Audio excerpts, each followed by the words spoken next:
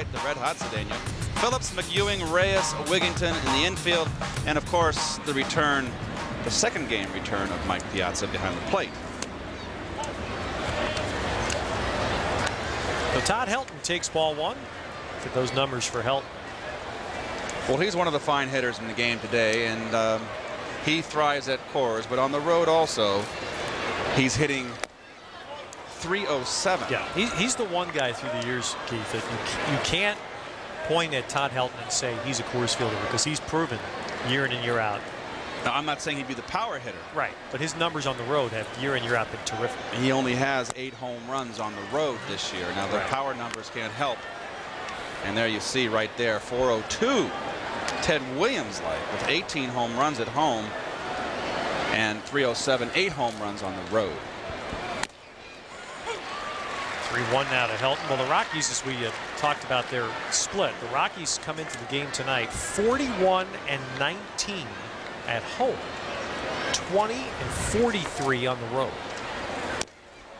And the Rockies will tell you, though, as Helton takes ball 4, it's a little different this year. The reason, unlike the past teams where the Bichettes and the Castillas and the Galarragas, etc., would go on the road and just not hit, this year's team, they've just been abysmal in close games on the road. They've lost 15 road games by 1 run this year. And they've only lost 2 Coors Field games by 1 run. Well, a lot of that, too, is when you're playing at home, and it is an advantage to have that last at bat, because you score, the game's over. The team hasn't got a chance to come back and no Coors Field game is ever over. That's absolutely right. They have a .302 team average at home, but it's one of their lowest in franchise history, second lowest as a team at .302. Their lowest was .298 as a team in '94. You know what's weird? Just sitting here realizing this, again, this is not to elicit any sympathy, because half of New York still is without power. But it was so weird to come to the ballpark tonight having no idea what happened in baseball last night. No box scores, nothing. We don't have any, the major league stats aren't here tonight. We don't have any information. I mean, it's kind of weird. I mean, I know they played games around last night, but the night games, I don't have any idea what happened. And that's very strange. What time did your power get turned on? There's Larry Walker waiting. Well, we're both East Siders in right. Manhattan, so it's about 3 o'clock this afternoon. Yeah, exactly. For the East Side. And some of the East Side was still out, but like I said, there are people with serious problems that don't have power. People who need electricity for medical reasons. Absolutely. At homes that don't have power. So it's very, very serious. 2-2 to Wilson. Well, the hospitals evidently were on generators, yes. Of course. I'm amazed, quite frankly, the number of people that are here tonight. I never thought there'd be this many people here for the first pitch. Kind of the crowd's getting on a fan who took a foul ball that hit by Wilson and took it away from a kid. They were chanting, "Give him the ball." Well, the kill, I didn't realize he got whacked by it. Okay. That I didn't see. He'll be okay. Yeah, they'll get him something. I hope so. Some souvenirs and make it a special night for him. Well, good job, New Yorkers, right there. Made sure the young man got the ball. So, again, Preston Wilson having a fine year. Found another one away. One of the reasons why Florida got rid of him, they just got tired of having their power hitters and lots of strikeouts. And Preston, again, has got 111 strikeouts this season in 121 games. But when you're productive and you've driven in 114 runs and scored 77, well, and there's his numbers against the Mets. Absolutely. Always been. Strike 3. Well, let's see. Man. Nope, didn't get it. Look at Glavine. He was halfway. Yep. Well, not halfway, but he was on his way. He's got to get that call. That's the strike. And that's not the call he's been worried about. All right, let's see this pitch. Look at it. It might be low. It's borderline low. And I think it's low. But it had the corner. He thought he had it. This is ball 4. It just missed. Justin Clem is the home plate umpire tonight. This is the same umpiring crew that worked the Giants series, and of course they're here for the obvious reason. They couldn't get out. The next crew couldn't get in. Walker takes a strike. The Rockies got here in the early hours of yesterday morning after a game in Montreal, in which, by the way, Wednesday night, the power went out for an hour and 16 minutes. So they had a power outage in Montreal Wednesday, and then, of course, the I'm just amazed consuming blackout last night. that two separate countries would be tied into this. That's what's amazing to me. I can see a whole region getting blacked out, but not another separate country altogether. When at 3 o'clock, when I finally got the power back on, and was able to get a radio on, Governor Pataki was speaking, and I love it because he just said, "We're not going to tolerate this. We want some answers."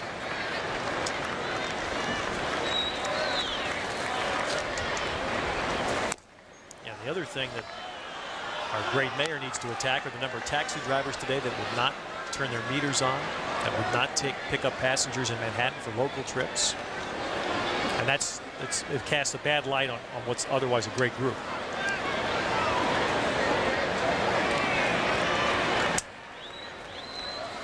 Two and one here to Walker. Well, this has wound up being precisely what Tom Glavine didn't want. It's going to be a heavy pitch inning. He went 3-2 to Belliard, the first man. Deep in the counts to both Helton and Wilson before walking them, and now he's 3-1 to Walker.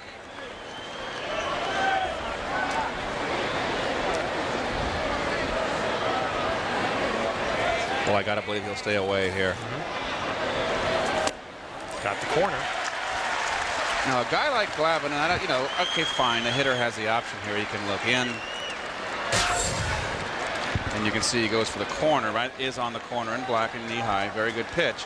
Hitter can look in. 3-1, look for a fastball in. But, a pitcher like Glavine, who predominantly stays away, it might be the wiser choice to go with the percentages. A base hit or a double in the gap.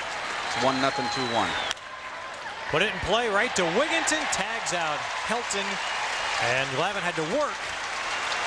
And in his mind, he had to get that fourth out. He thought he had Wilson struck out, but he gets Walker.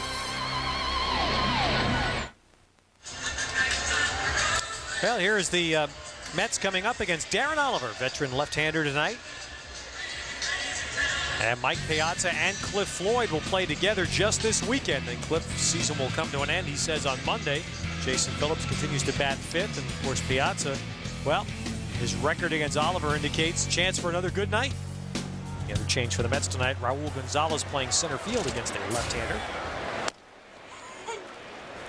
And Roger Cedeno takes strike one. It's been a pretty good year for Darren Oliver. Remember, at Coors Field, you just don't even look at the ERA. But he got 10 wins, and he's really been using a cutter key to good effect. Much better effect than he has in recent years against right-hand batters. Well, he's been around and bounced around both leagues. This is the 5th time in his career he's won 10 ball games. He got 14 in '96 at Texas, 13 in '97 at Texas. Bounced into St. Louis in '98 and got 10. Split the season there with Texas and St. Louis. Just missed to Cedeno. 2-2. Looked like Darren Oliver was going to be a pretty good young pitcher. He broke in with Texas, and he pitched a great game against the Yankees at Yankee Stadium in the 1996 playoffs. 8 terrific innings. Didn't get a win. 3-2 now to Cedeno, but Darren Oliver's career never really blossomed after that, and he has really become a journeyman pitcher who's found something this year. He's not overpowering. You can see by the gun there, 87 miles an hour. And Cedeno goes out to right center. Walker on the run, and Larry Walker, still one of the best out there, steals an extra base hit. Well, you can see Walker gets a good jump off the heel of his glove and bounced into his pocket. And you can just see, makes the nice running catch. He's a fine player. Originally with Montreal, another one of those fine young players that Montreal puts out in their farm systems that they wind up trading because they can't afford, and a new crop comes along. Well, Walker last year won his 7th Gold Glove as an outfielder.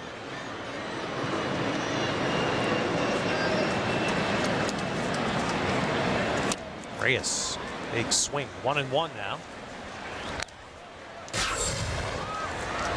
Well, you don't want to see Reyes do this. You don't want to see him over swinging there. Yeah. Okay, you just hit line drives. Oh, that's low. Call him for both sides. I was just gonna say, you're on the bench right now. yeah, I guarantee you, in that Glavine Met bench, they're saying call him for both sides. If you're going to call him for him, call him for me. Doggone it. Wow. From our view, that sure didn't look very good. Well, our view doesn't lie. Well, Our view tells the truth. Now our view's off center. As far as height. Okay. Elevation. As far as height, you're right. Okay, so the defense brought to you by Lincoln Mercury. The outfield, Reyes, Wilson, Walker, Helton, of course, the two-time Gold Glove winner at first. So the Rockies' right side pretty solid. They've got Helton won the last 2 Gold Gloves at first. Walker's won the last 2 years in right field at 7 overall. Interesting about Oliver, he got off to a terrible start. He was 1-2 in the first 2 months of the season. 7-1 in June and July. Got Reyes. Jose didn't strike out much, but Oliver gets it for out number 2. The catcher, number 31, Mike Piazza.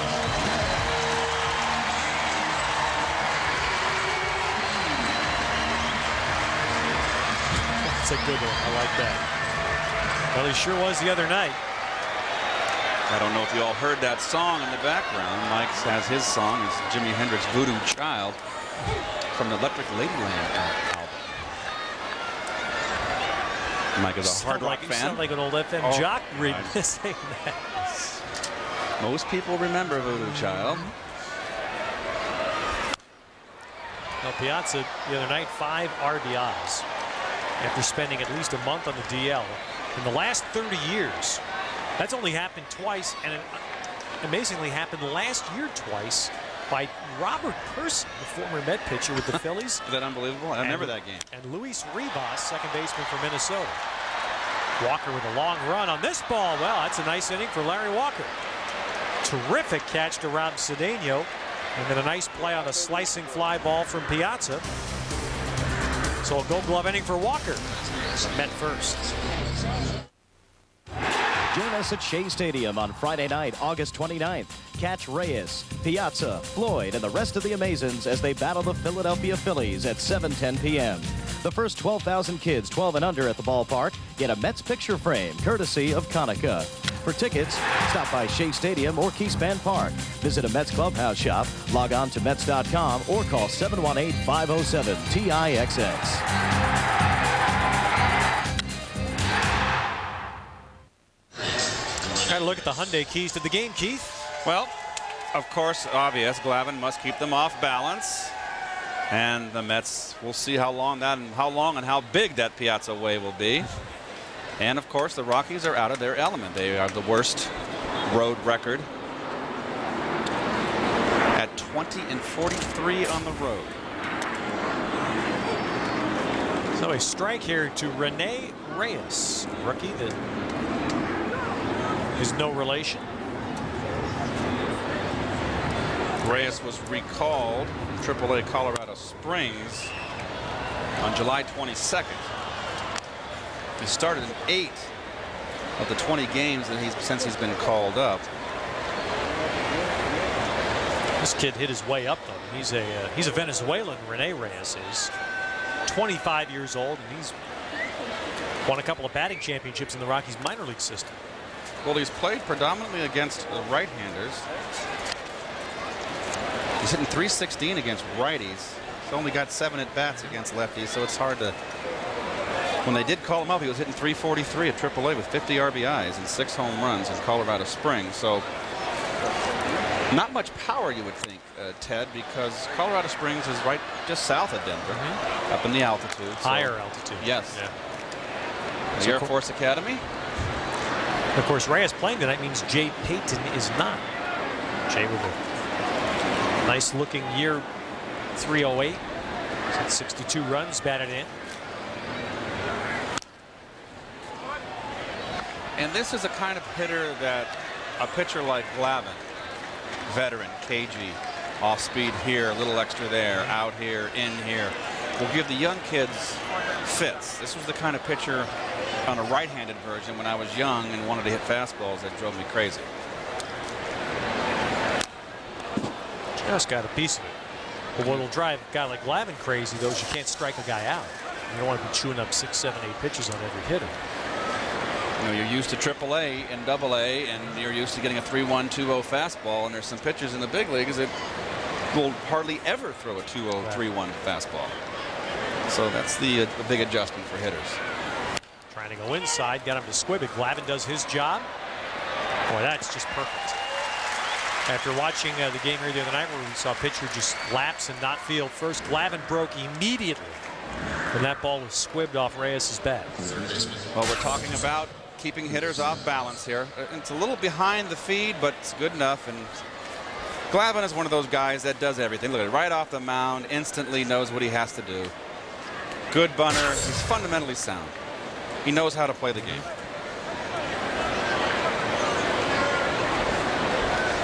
Chris Steins, he's pretty much been the everyday third baseman. 58 RBI year for Steins.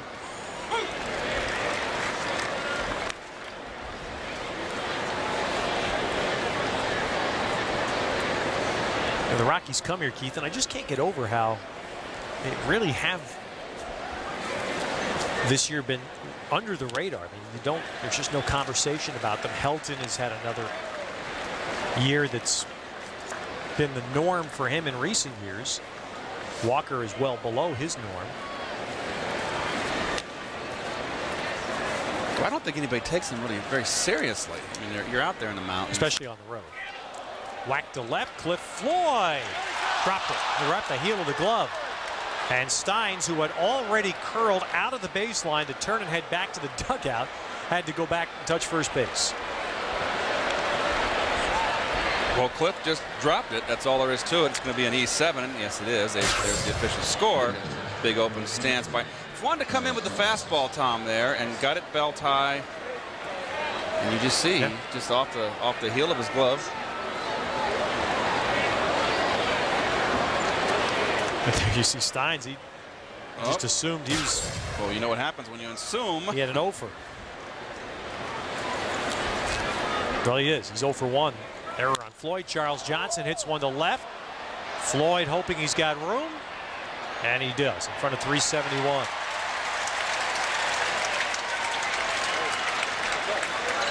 So 2 down here in the Rockies' second inning. New York Mets baseball brought to you in part by Saab. Welcome to the state of independence. By MetLife. Have you MetLife today? And by Ford. Visit your tri-state quality Ford store with the best-selling vehicles in America.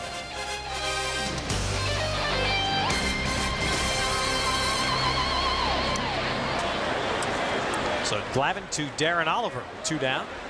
Darren Oliver can hit, folks. He is ranked 3rd in the major leagues batting average. You know, we talk about that. I always forget about him. You talk about pitchers that can hit. And this is someone that's been over in the American League. There's his batting average. Of course, he's got good roots. Darren Oliver's dad, Bob Oliver, was a first baseman in the big leagues for a decade. Inside corner, good pitch. 0-2. Bob Oliver played for the Yankees at the end of his career, played primarily in Kansas City. In fact, I'm sure he played with Fran Healy, when I think about it. Got a hitting dad and develops a pitching son. How about that? That just means he made him have a good arm when he was a kid. He developed his arm.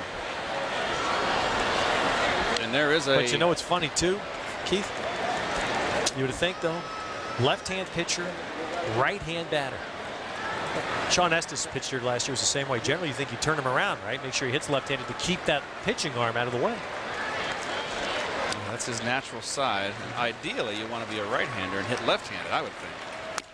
I'm saying generally a left-hand pitcher, right? At a young age, they turn him around to bat left-handed so that he gets hit by a pitch. He doesn't get hit on his pitching shoulder, pitching arm.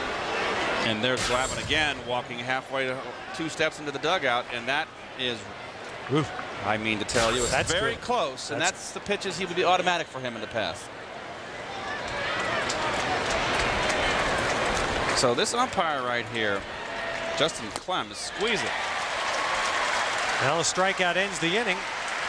Glavine had to get an extra out and does with the second strikeout of the night.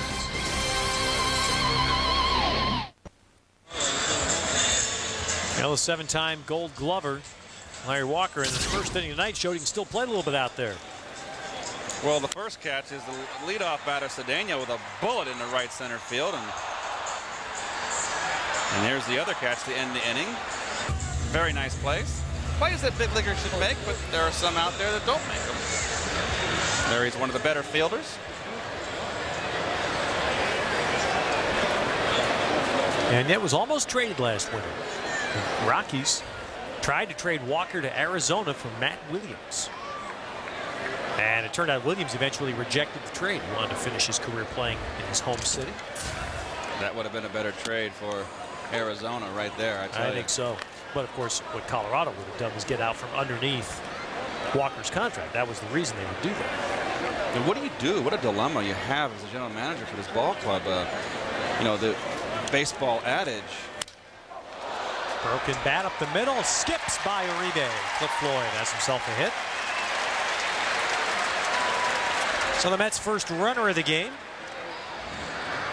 I tell you, Cliff is, especially the last month, seems to be like he has really splintered some bats. Well, you've got to pitch him inside, and this is right. Good pitch inside corner. Cliff very strong. And what are you going to do as a pitcher? Heck, I make a good pitch and break his bat in half and got a guy on first base. But getting back to that point, Ted, you know, it's like Colorado goes against the baseball norms.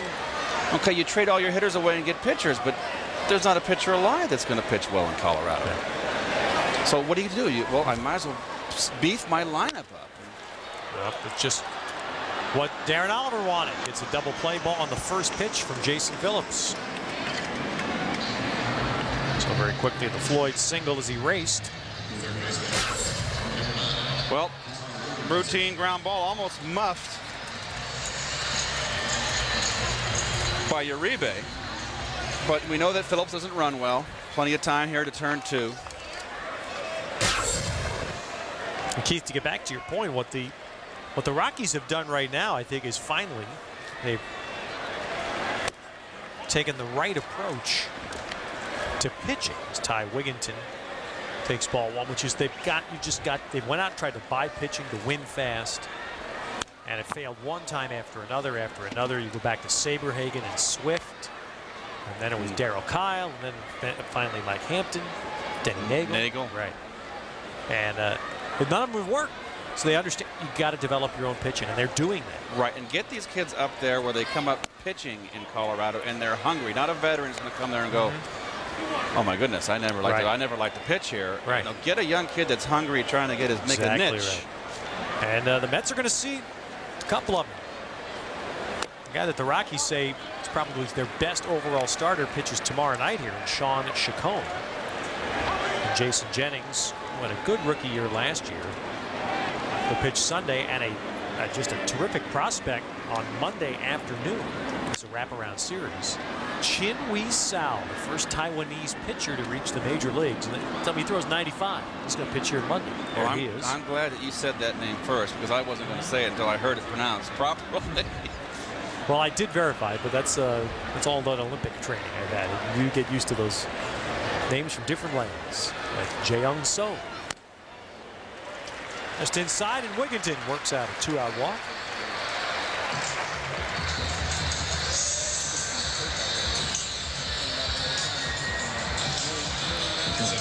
Well, Sunday at noon on MSG Network, the Team USA takes on the national team from Puerto Rico again. They'll be live at the Garden Sunday at noon.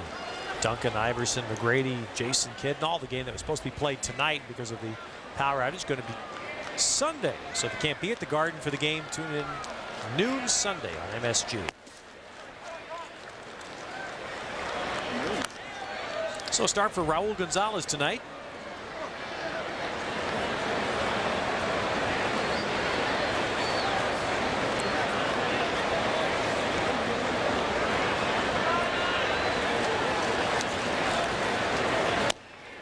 Look up at the scoreboard, Keith, and I'm saying San Francisco Giants made it to Montreal. They're playing up there tonight.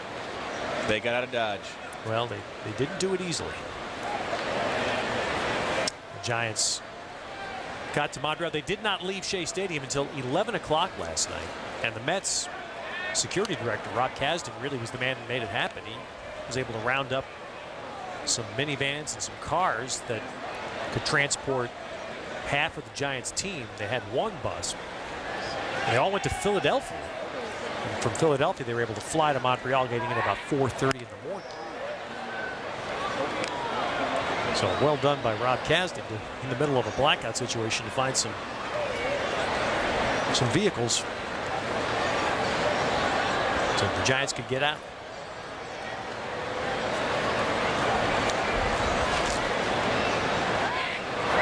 Well, you can see Oliver is not really overpowering by the slightest means. Just pretty much takes a little off there, cutter here, on the corner, straight as a string, right over the top. Fouled away, 2-1. One last note before we go to Oliver. One last note on that. On the Giants, Barry Bonds is on the bereavement list. He's gone back to California. He left first thing yesterday morning as his father Bobby is taking a turn for the worse, and we can only send along all of our prayers to the Bonds family. And I played with his father Bobby in St. Louis. I forget the year. Late 70s. Bobby was 37 years old when he came over to St. Louis when Ken Boyer was manager, and when could have been the early 80s. So it was 80 when Boyer was fired and Whitey came in. Okay. And Bobby was as fast as Bate McBride at 37. At 37. And Bate McBride, the old Philly Cardinal, could motor.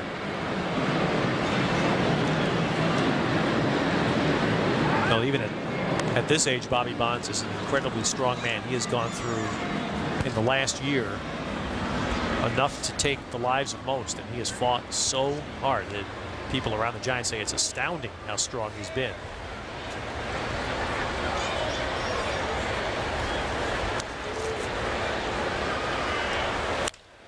Into right center, and that's going to be a hit. Wigginton will stop at second. So Raul Gonzalez with a 2-out hit. And the Mets keep it going here against Oliver. Joe McEwing will give it a chance. Well, the second hit off Oliver here. Fastball they wanted in. Guess what? Got it right down the middle. And it looked like Raul was looking out over there, trying to go that way. You saw his back foot slide back. Clemente did that a lot. Clemente was actually probably one of the very best at that, obviously.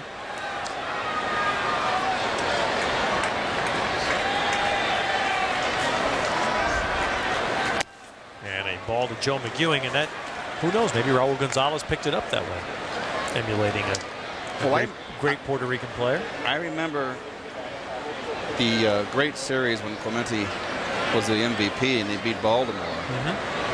And it was the first time they had a camera angle behind home plate. And Cuellar threw him an outside corner curveball. Mike Cuellar, the 20-game winner at that time.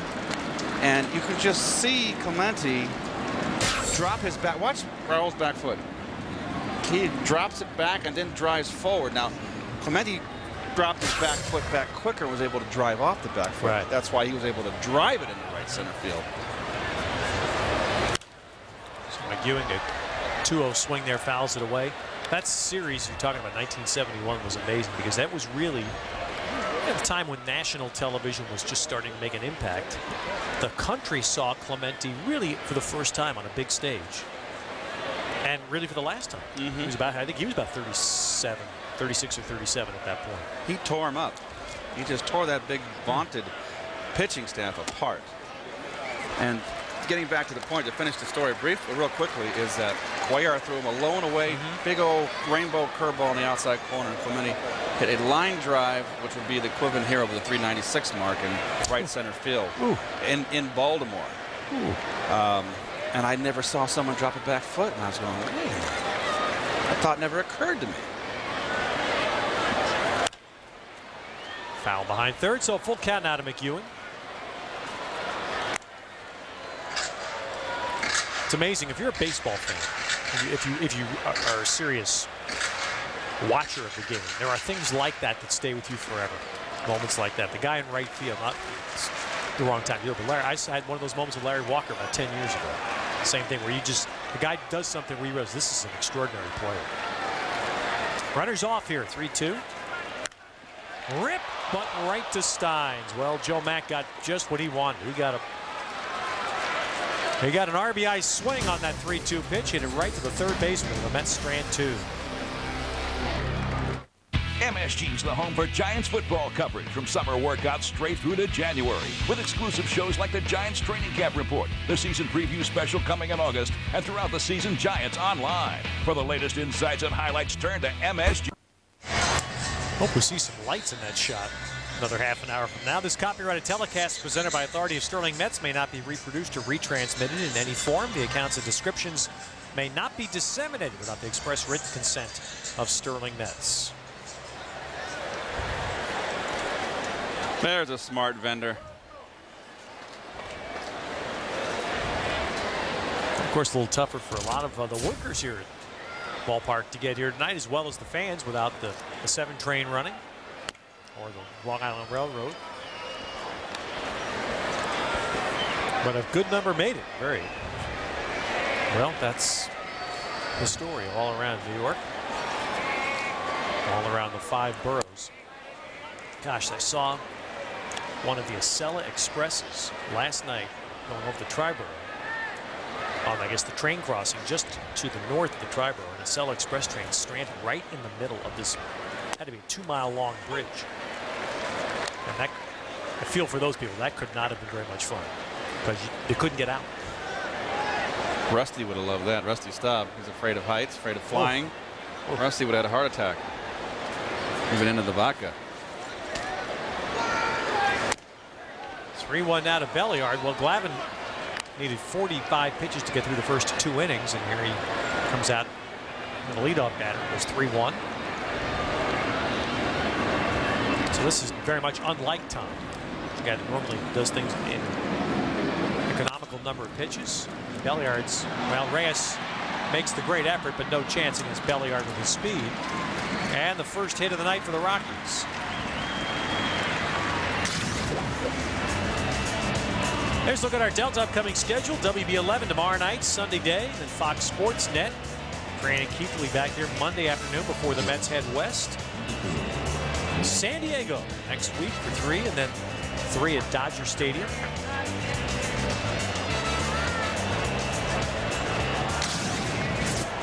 And here's Juan Uribe. That's a great shot right there.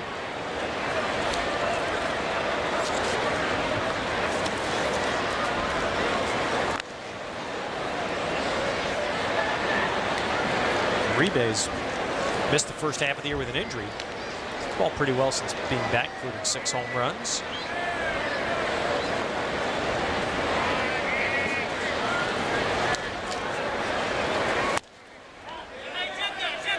And yes, C.B. Buckner says that Uribe offered the pitch, and that's a strike. Well, I think this is one of the reasons why one of the ways that they can, he did bunt at that, I'm sure, offered that, tried to bring it back after the ball was by him. But I've never seen so many automatics now and check swings. Yeah. The umpire asks for help. And I got to believe the Major League Baseball has told umpires to ring up the hitters and keep the game moving. And I don't think that that's right. I think there are other reasons why the games are so long, and the games are shorter this year. I think a lot of it is you've got 13 to 12-man pitching staffs and managers out there that are making three pitching changes in an inning. Did you ever think you'd see a 13-man pitching staff? No. I mean, that's unreal. We just saw it with San Francisco. And that's because of that now you have less bench players, and therefore you see more flip-flopping of the lineups. So you can get in the middle. You can get maybe a 1 turn through the whole rotation, through the whole lineup, the opposing lineup, in 3 innings out of a middle relief guy. And also why the bullpens are getting worn out today. 2-1. Particularly the middle relievers. They are truly, more than ever, the unsung heroes and kind of the edges. Okay, here you are, Yeah. your piece of meat. go out there and give me 90, 110 innings. You know, it's funny, Keith. I used to talk about, you know, baseball would be better off having bigger rosters, more pitchers, just keep guys from going on the DL if they carry, let's say, a 14-pitcher staff. But I've been shouted down on that. So Uribe bunts this one, foul. Let's pick it up, 2-2. I've been shouted down, and the Giants are proof because they came in. Felipe Alou's carrying 13 pitchers right now. Right. And they tell me their bullpen is dead. Felipe has been a guy that has made a lot of, you know, like 3 and 4 pitching change moves in the 6th inning. And they're here in August, and they're worried about their bullpen being out of gas. Well, I think a lot of that too is to the point you give the manager the toys.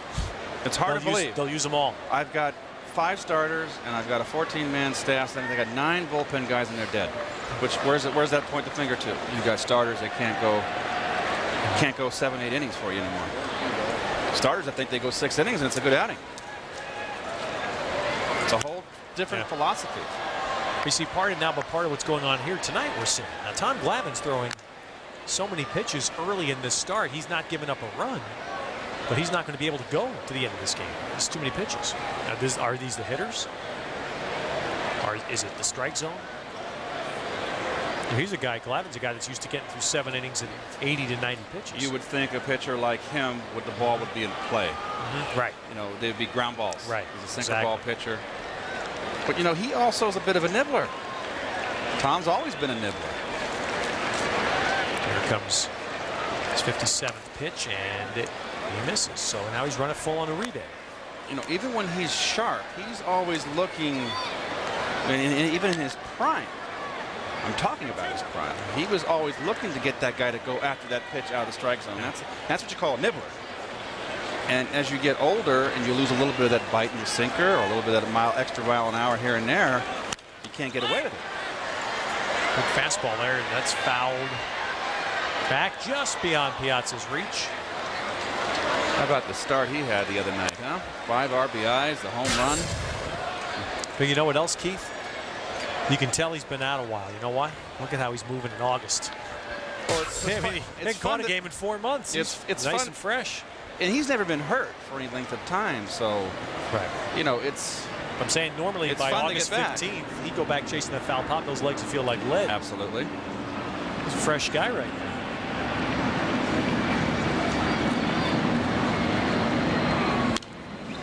But I'll say one thing though, Ted. When you get older and you have and I said it before, when you have a leg injury from the waist down, obviously anybody has an injury from the waist down, you can't run.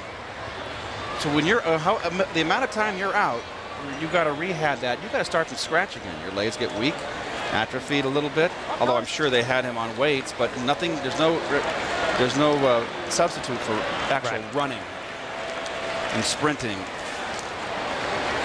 And as you get older, I know when I broke my kneecap in '89, which was the end of my career in the Dodgers, I was out 8 weeks, and I came back in the heat of August, and I got off to a hot start, and I was exhausted in the 6th inning. So I had to realize that I finally, it was the first experience for me. And it was hot everywhere we were playing, and some of the places had turf. I had to really bear down on my first 2 at-bats because I was the 3rd and 4th at-bat. Right. I was not mentally sharp. I was a little bit tired. That's going to be the big thing to watch. Runner goes on 3-2. Reyes will have to go to first base with this, and does. So a long battle, 9 pitches, and finally Uribe is retired, but Belliard moves into scoring position. Well, we're going to do this for a while, folks. Give you the setup pitches, we call it here. The first 3 pitches at every at-bat. And this is Todd Helton's first at-bat. Slider away, missed. Fastball just missed away. Fastball missed outside corner low. So we're going to try to tie that in and see how we'll get the next at-bat. We'll give you the 3 pitches and see if there's any change or the same pattern of how he pitches, Todd Helton. And this is one of the guys that hits left-handers as good as anybody in baseball.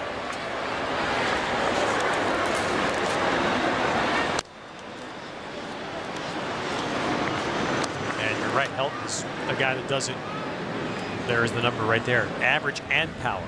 Really the hallmark of what Larry Walker exactly has done in his career. But look at the 379 higher than right-handed, Yeah. and the reason for that is he stays in. When guys that hit left-handers good, they stay in.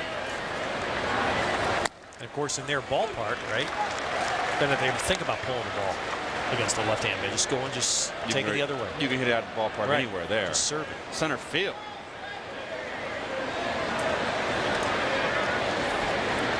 Preston Wilson between the left-handers, Helton and Walker.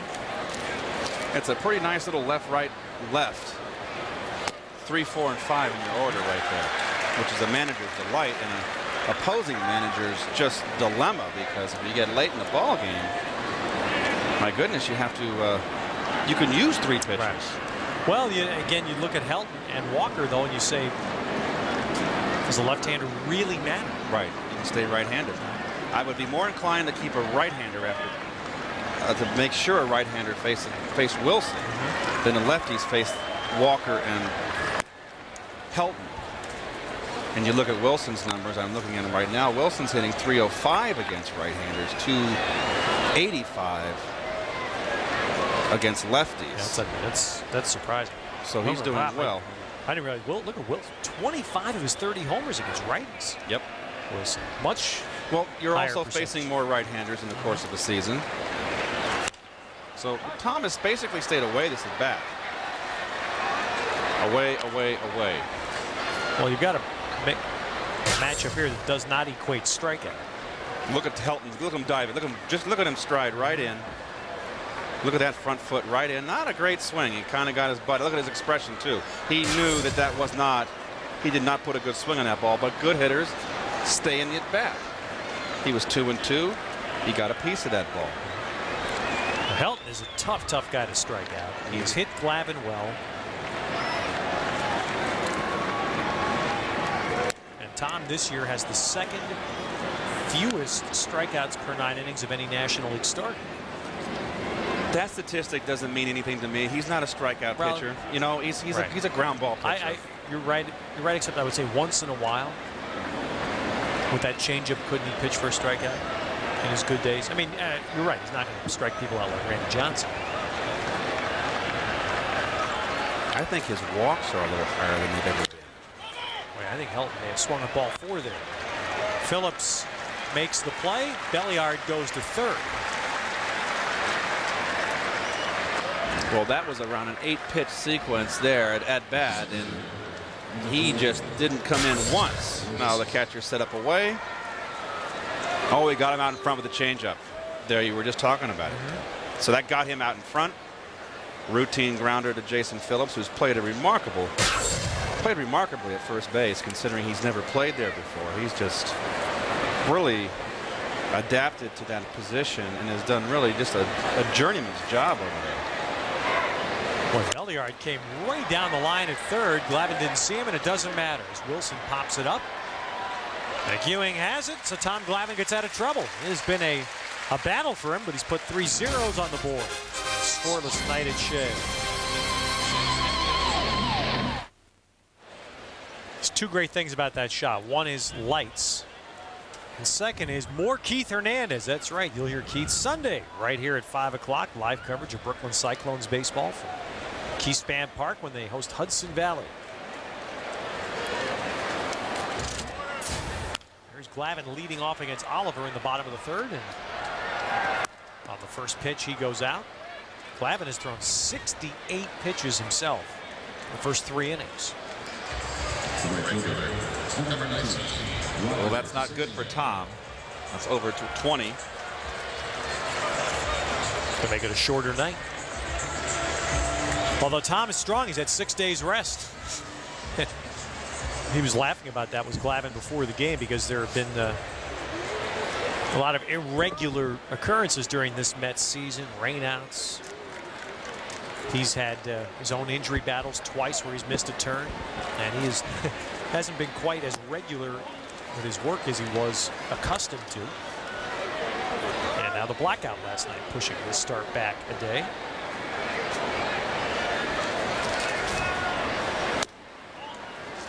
You know, you were talking about Glavine at the top of the show in a lead-in that we did live, by the way. Not that it matters. About him wanting to break the habit of his. You say that with a certain streaks. measure of pride. Oh, it's pressure. Yeah. we can't mess up. It's always fun. But Tom is looking forward to break that streak at home. 0-6 and 3 no decisions at home the last 9 starts. So he does want to break that streak. Something he's unaccustomed to.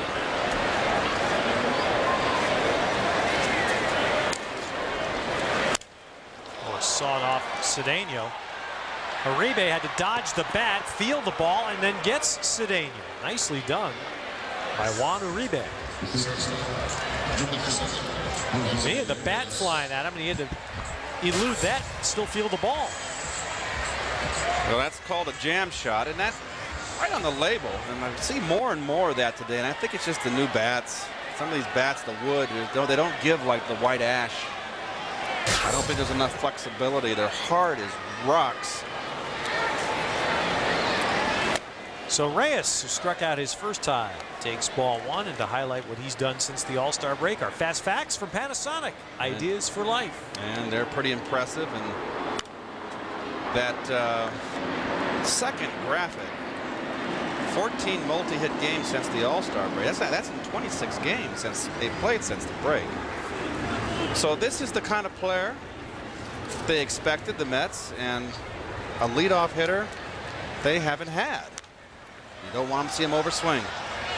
He gets that pitch, he gets a little bit too excited. I was going to say, do you think he does this from the right side? Well, he's a more natural hitter from the right side. I think that's why, right? Yep, and you don't need him.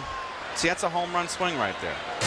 Stay level, hit me line drives, hit me doubles.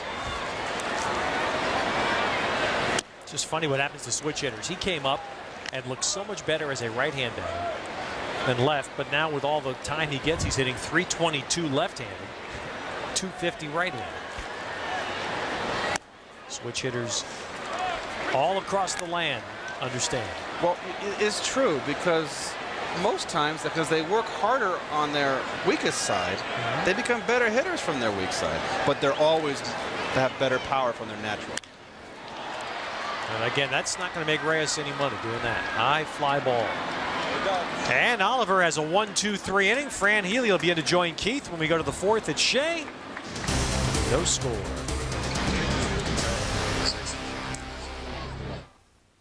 Now back here at Shea Stadium, time now for the Aflac trivia question.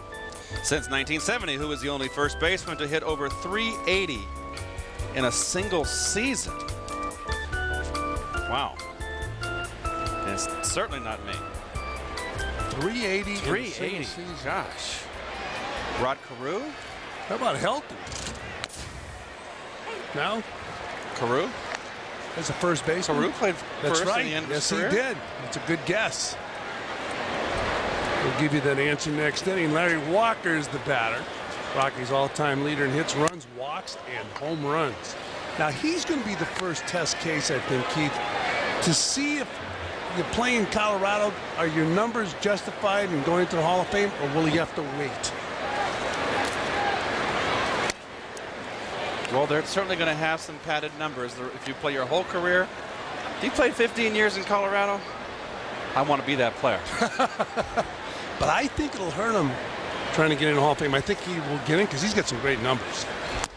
He takes a stride.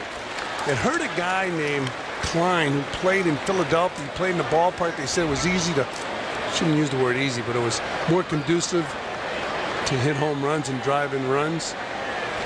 He won the Triple Crown, and he didn't get in the Hall of Fame right away because of that ballpark. As Walker takes inside, so it's 3 balls and 2 strikes on the Rocky right fielder. But how about those numbers? You see the ball inside. Glavine trying to pound him in, whereas Helton, he stayed away.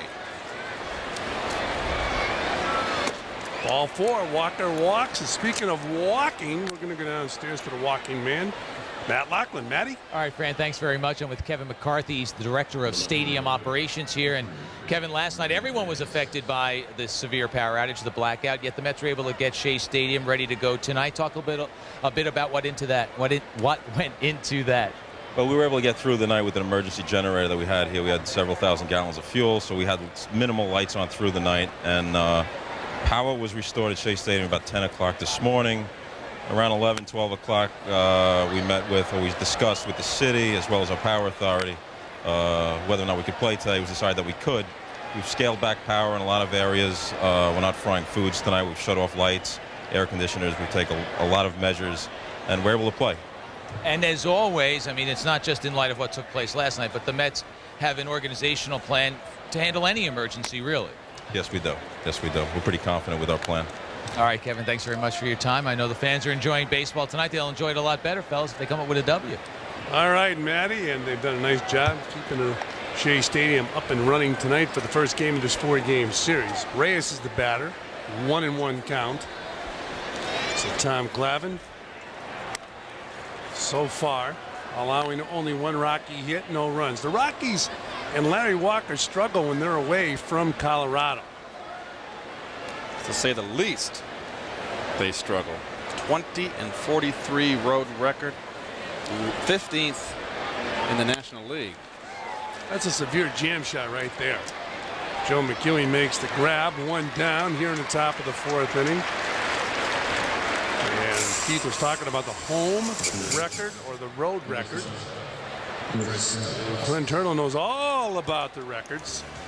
Well, anybody that's managed this ball club knows all about this record. You can see the almost complete ditto, but a turnaround in the opposite. 41-19 at home. That's tops, of course. 20-43. Look at the batting average discrepancies, the runs per game. Just, the list goes on for the reasons why. And what is it? All equals light air. Mile High.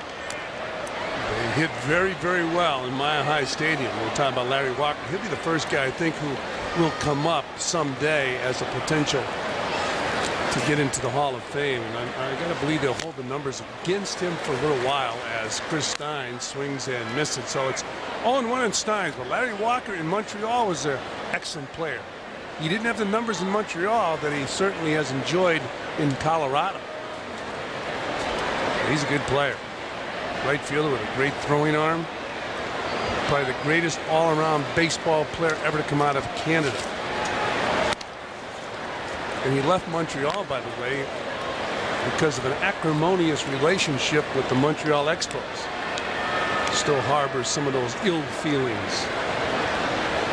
Well, he played from 89 to 94 in Montreal. 1-1 now on Steins. Lifetime .317 hitter. Should Tom Glavine take it as an insult that Larry Walker is playing against him, but yet doesn't like to play against the big unit, Randy Johnson? No. No? No. I think Tom totally understands. And Randy Johnson can do some damage to those left-hand hitters. Inside. They're 2 entirely different types of pitchers. You would never come out and line up against Randy Johnson. If I got older, I might say, Skip, if you want to play the other first baseman today, go ahead. I can understand. Randy Johnson's done that to a lot of hitters. 2-1 pitch to Steins, and he drives the ball right field. Cedeno is right there, makes the grab. Throw to first. Not in time, but good try by Roger Cedeno. Well, the fans are booing, but Walker got back. Cedeno makes the catch in that line drive, throws the one hopper, just got back. Let's see. I think Larry just kind of just got there, but he wasn't really paying attention. I think he kind of thought he had an easier shot to get back. He needed to slide. So Walker still on first base. 2 men are gone, and big Charles Johnson is the batter. The big fella takes a strike. Charles Johnson coming to the Rockies in a trade that sent Juan Pierre to the Marlins in Florida. So the Marlins said we traded a lot of strikeouts to get speed and defense in center field. Of course, Preston Wilson was in that trade, and Preston Wilson is having a MVP type season with the Rockies. Johnson fouls the ball off. Well, I don't think he'll be MVP. Probably, certainly having a National League Player of the Year season. Interesting, though, when you think about it, would it hurt him in the voting for any awards that he put the numbers up in Colorado? I think if someone has comparable numbers in another ballpark, but you know something? All these parks are small today. If someone does it in Montreal like Guerrero does it, then it's Guerrero. How about here at Shea Stadium? That's the old sinker that we haven't seen from Glavine. I've just seen so much of his fastball straight. Watch the bite here. Look at his late sink. And you can't really tell there, but it just here it's got my attention. Watch. There's a little late sink there. That's the old Glavine sinker, and that's what I think he's lost. Did he go around? Yes, he did. That'll do it for Johnson. And the Rockies, they strand Walker on first. They fail to score. Glavine is in control so far. No score. Back here at Shea Stadium, no score. Back here at Shea Stadium, no score. The Mets.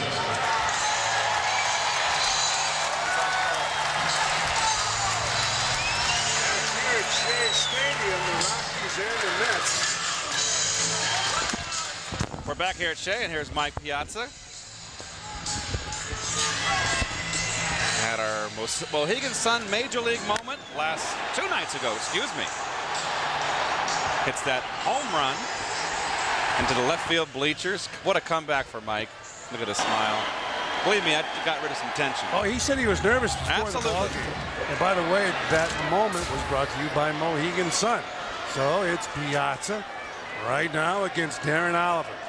Oliver with a winning record, career-wise, and an ERA over 5, which is very unusual. Very unusual. Piazza missed it. Just missed it. Popped it way up in the air. And if it comes down, he's out as Ron Belliard makes the grab. Now let's go back to our Aflac trivia question. And it's about first baseman, primera base.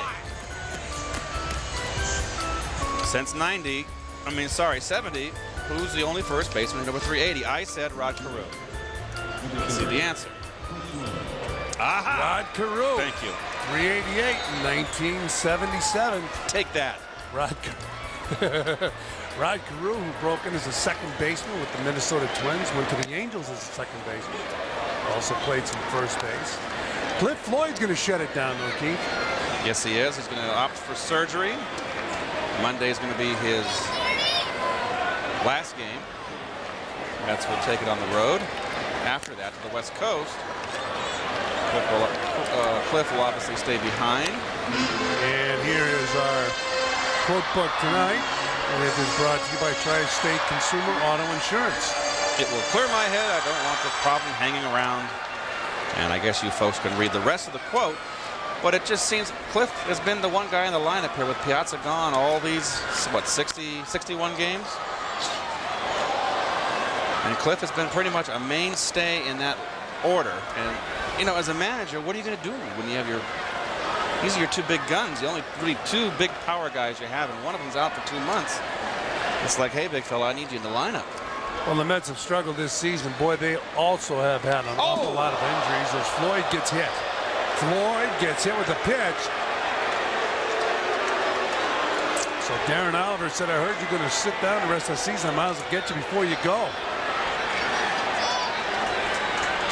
Well, this is unintentional. Catcher set up inside, wants a fastball in, and that's, I almost got his coconut. You got to be careful there. Cliff off the plate, strides in. See, that's why he hits left-handers well, and that's why he gets jammed a lot. You know, it's funny you're talking about hanging in there against left-handers. He told me he learned a lesson by watching Greg Consell, who had an open stance. He saw Consell get hit in the face when they were teammates with the Marlins. He said he decided then to close and stay in longer so he could protect himself against getting hit in the head, just like he did there. There goes Floyd. How about that? How about that throw? Holy cow, Charles Johnson threw a rocket into right center field. and Cliff Floyd is going to be operated on. He's stealing bases, and an outstanding throwing catcher just sailed one into right center. Well, I think he surprised everybody here. Look, he can still run. And this is probably a sign, because Jason Phillips is faking the bunt to distract the catchers. This came from the bench. And this is the catcher, as you said, Charles Johnson, who can throw. He threw out 2 runners in Montreal on Tuesday. He's thrown out 12 runners this year. He's one of the best throwers. So this was a complete surprise. Colorado has the infield in now. 0-1 on Jason Phillips, and he fouls it back. So no balls, 2 strikes. Phillips hit into a double play, his first AB tonight. That's the defense. Even up in the outfield. Now, tell me one thing. Managers in the past in the 4th inning would play the infield back. I mean, it's not Sandy Koufax and Juan Marichal out here. I know, but you're going by the book. It's not Sandy Koufax and Juan Marichal, where 1 run might beat you. You got a guy with an ERA over 5. So what you're saying is you play the infield back. Well, they could play it in, because Glavine, if Glavine was out there, you would be more apt to play it back. Rounded to third base. Steins flips to first. They get Phillips. And a reminder, here's your chance to make your big league dreams come true. Suit up and play with the Mets all-time greats at the official New York Mets fantasy camp. Spend 5 days and 4 nights at the Mets spring training facility in Port St. Lucie, Florida. You'll take the field in your very own personalized Mets uniform and be coached by the pros in the fundamentals of hitting, pitching, fielding, and base running. Secure your place in the lineup today. Call 718-559-3035 or log on to Mets.com. The official New York Mets fantasy camp. Well, Ty Wigginton has been steady, but he hasn't really been in a hot streak, Fran. And I just see something different in his swing. He's starting to get jammed a little bit, starting to hit more balls in the air. I'm trying to watch and figure it out what's going on. The only Met with over 100 hits this year. He's put up some good rookie numbers. Denny Walling looking on, the batting instructor with the Mets. 1-1 on Ty Wigginton. And he takes down and in. Well, they've been pitching him inside, and certainly on this homestand, he's had success. He 3 for 7 in the last series against the Giants in the 2 games. But that doesn't constitute 3 for 7 breaking out of a slump. Floyd on third. The thing Wigginton has been doing lately in trying to get out of the slump, he's been driving the ball the other way. Well, the quickest way to get out of a slump, when there's Art Howe, is to go the other way. You get out in front. I think most hitters, when they slump, I would say all of them, they start too quick. And it's a gradual process to bringing it back, hitting the ball back further. That ball's crushed. He hits this ball hard left field. And it's extra bases for Wigginton. And he drives in Cliff Floyd. So Ty Wigginton, a double and an RBI.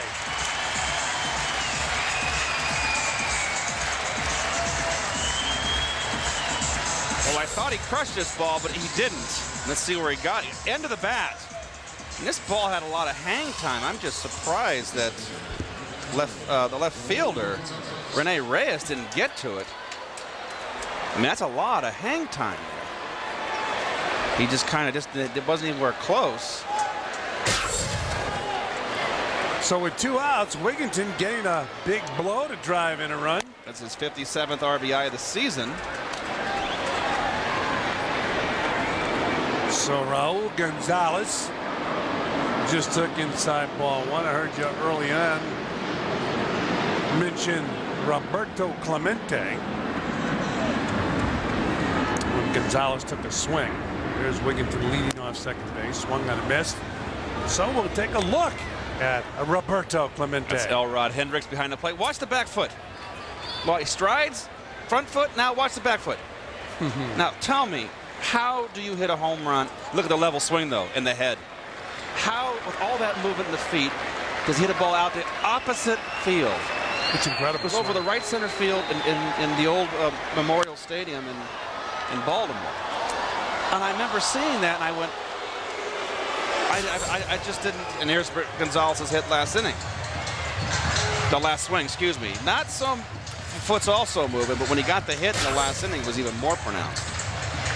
I got a question for you. So what do? You just shake your head. It's amazing swing. One thing he was able to always do was keep his hands back. But how about Roberto Clemente? Would you take him over Vladimir Guerrero? Vladimir's got to play a little longer. If he keeps doing another 4 years, yes, I would take Guerrero over him, I guess. Scored 6-3. That'll do it for Gonzalez. But that didn't do it for Roberto Clemente. One of the greatest players in the game. Clemente goes deep. It's a Mets matinee Monday on Fox Sports Net. Reyes got him. As Jose Reyes and New York take the field to battle Todd Helton and the Rockies. The Mets host Colorado Monday afternoon at 1 on Fox Sports Net. Back here at Shea Stadium, Tom Glavine set to go. Top of the 5th inning. Darren Oliver the batter. Oliver takes outside for a ball. 1-0, the Mets on top of the Rockies. 3 hits for the Mets, 1 for Colorado. Nice crowd on hand for this first game of a 4-game series. That should be a 4-3, and it is as McEwing flips to Phillips. Oliver's gone. Look at the crowd here at Shea Stadium after a trying day here in the New York area and a number of other areas throughout the country yesterday. But baseball is back here in Flushing. Oh, Mom, give me an ice cream. He said this game's in the bag. Ron Belliard, the batter. Belliard, 1 for 2.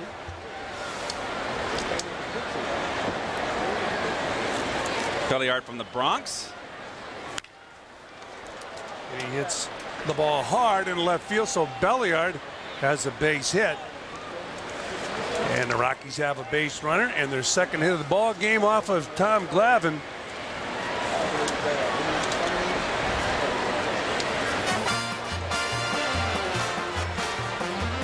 Well, that's the Ultimate Baseball website. Log on to METS.com, and you'll see some of the great gear that you can purchase for gifts or just to wear around.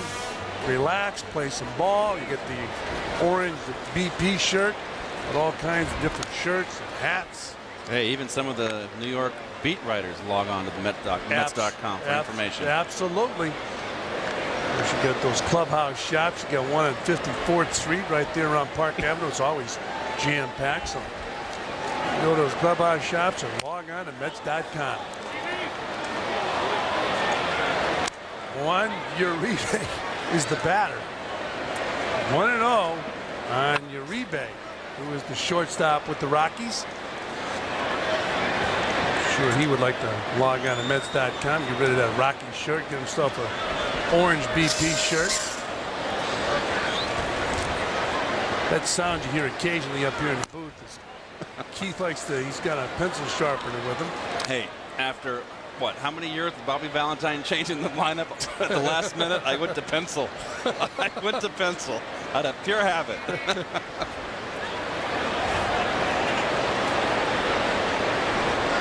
So it's 2 balls and no strikes on Uribe. He's batting .249. He takes a strike. Boy, pitchers must be depressed when they find out they get traded to the Rockies. Oh. How about hitters? You think they're depressed when they find out they were traded away from the Rockies? And if you want to come out here tomorrow, see the Rockies and the Mets. Ooh, he's dipping. Copenhagen or Skull. Don't want to do that, but Chacon, who you just saw, has been a pitcher who's enjoyed success with the Rockies. Of course, he grew up in that area out there. Never wanted to leave. I believe he grew up in Greeley, Colorado. He is a local boy, and they were very high on him. Took him a while to come around. He is from Greeley, you're right. Uribe hits the ball up in the air right field. Cedeno is under it, and he makes the grab. How about this? The tag, the hustle to second, and he's in there. So Uribe hits a fly ball to right field. Belliard hustles to second base. Now he's in scoring position for Todd Helton, and first base is open. This should never happen right here in a ball. He's drifting back, assuming that the runner is not going to do anything. He held on to the ball, and guess what? That's embarrassing. That should never happen. Fly ball to right field. The runner was able to tag up on first base and score. The Rockies, by the way, are hitless with runners in scoring position. Todd Helton, the batter. We're going to take a look at those setup pitches we showed you earlier. This is the second at bat. The first at bat was all away. Fastball away, misses. Fastball low and away for a strike. Fastball low and away for strike 2. So basically, we've given you 6 pitches. They've all been away. So, but Glavine against Walker threw him in. So he's pitching. That ball ripped.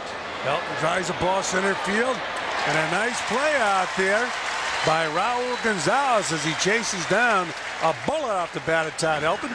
So the Rockies strand a runner. They fail to score. They trail the Mets 1-0. Monday on MSG, a win away from advancing to the World Series, the Mets stage a dramatic comeback in a 16-inning classic against the Astros. It's Game 6 of the '86 NLCS on Mets Amazing Games presented by British Airways, Monday on MSG. The biggest stars are on the best damn sports show, period. Please welcome Samuel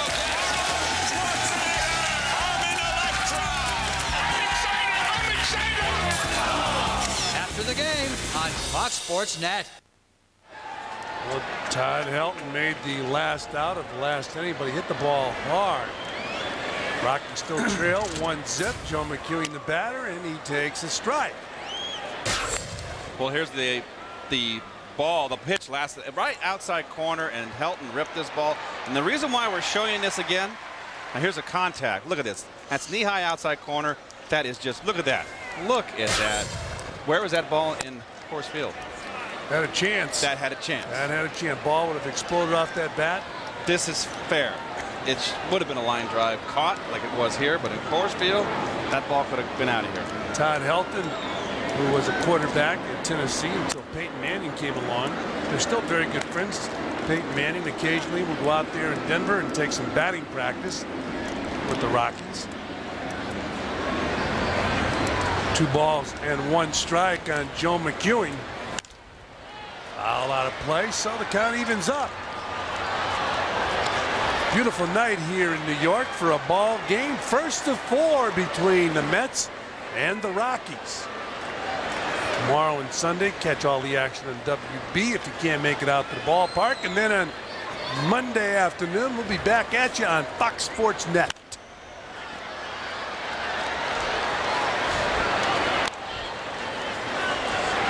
Ewing with the foul ball, so he has a 2-2 count now.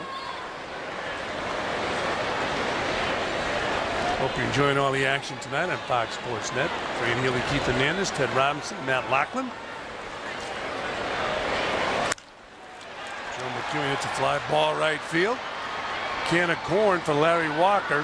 1 down. And a reminder, Sunday at noon on MSG Network, Tim Duncan, Allen Iverson, Tracy McGrady, and Jason Kidd team up for Team USA.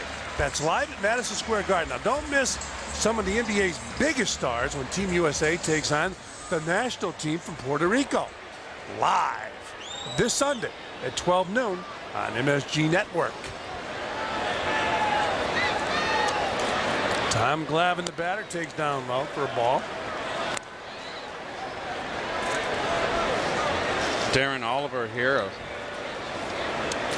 only giving up 2 base hits. I'm sorry, 3 to the Mets, 1 run. He's one of 4 pitchers in Major League history to have a winning record with a ERA over 5. Of course, the real key is the W. And James Baldwin is the other one. Glavine hits the ball slowly back to the pitcher. And Darren Holmes, I should say Darren Oliver, flips to first base, scored 1 and 3. Tom Glavine, by the way, if you just tuned in, is in pursuit of his 250th win. You know, it's funny, not many left-handers have more than that. Warren Spahn's number 1, Steve Carlton's number 2 for left-handers. Right, I understand. And Tom Glavine, if he gets to 250. I mean, it's surprising. You know, when you think about it, you don't focus. Whitey Ford's got to be up there, right? Is he up 250? You know what? I'm not sure. We'll if he check does. on that. Yeah, I mean, He may not. No, he's got to. He has to. Roger Cedeno bunts the ball foul. Tom Seaver told me up at the Hall of Fame he was playing golf with Harmon Killebrew. And he asked the killer, you know, if he had to win a game, who would be the guy he would give the ball to? He said Whitey Ford. Of course, Killer played most of his career, or he played all his career in the American League.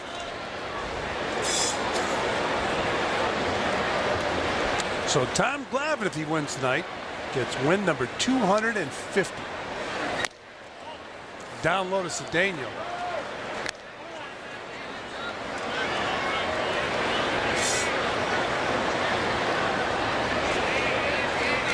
One and one on Cedeno. 1 and 2.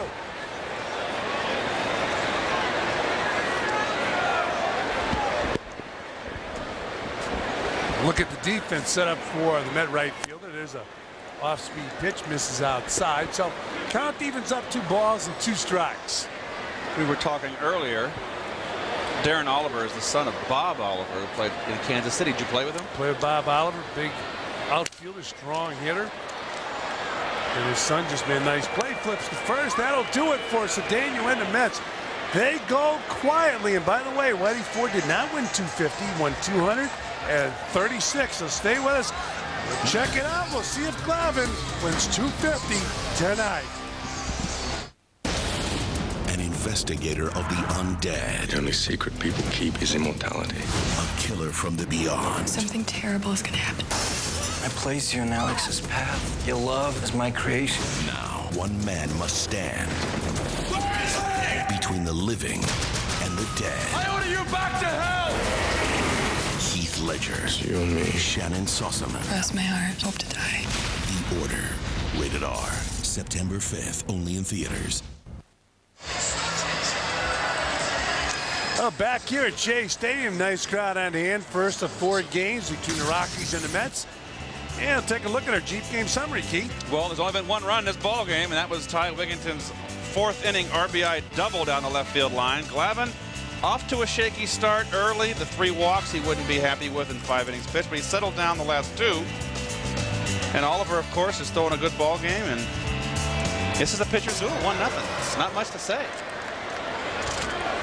Tom Glavine, as we mentioned, after his career 250th victory as Preston Wilson hits that sinker into the dirt. Scored 6-3. Reyes to Phillips, 1 down. By the way, our crew downstairs in the truck is always doing a great job. Mike Santini, our producer, director John Gallagher, Jim Gallagher also down in the truck, and Charlie Cucchiera. They give you all the information. They get the video. They make our jobs very easy as Larry Walker steps in. Walker batting .291, takes a ball. Larry Walker has 3 batting titles. Easy to forget that.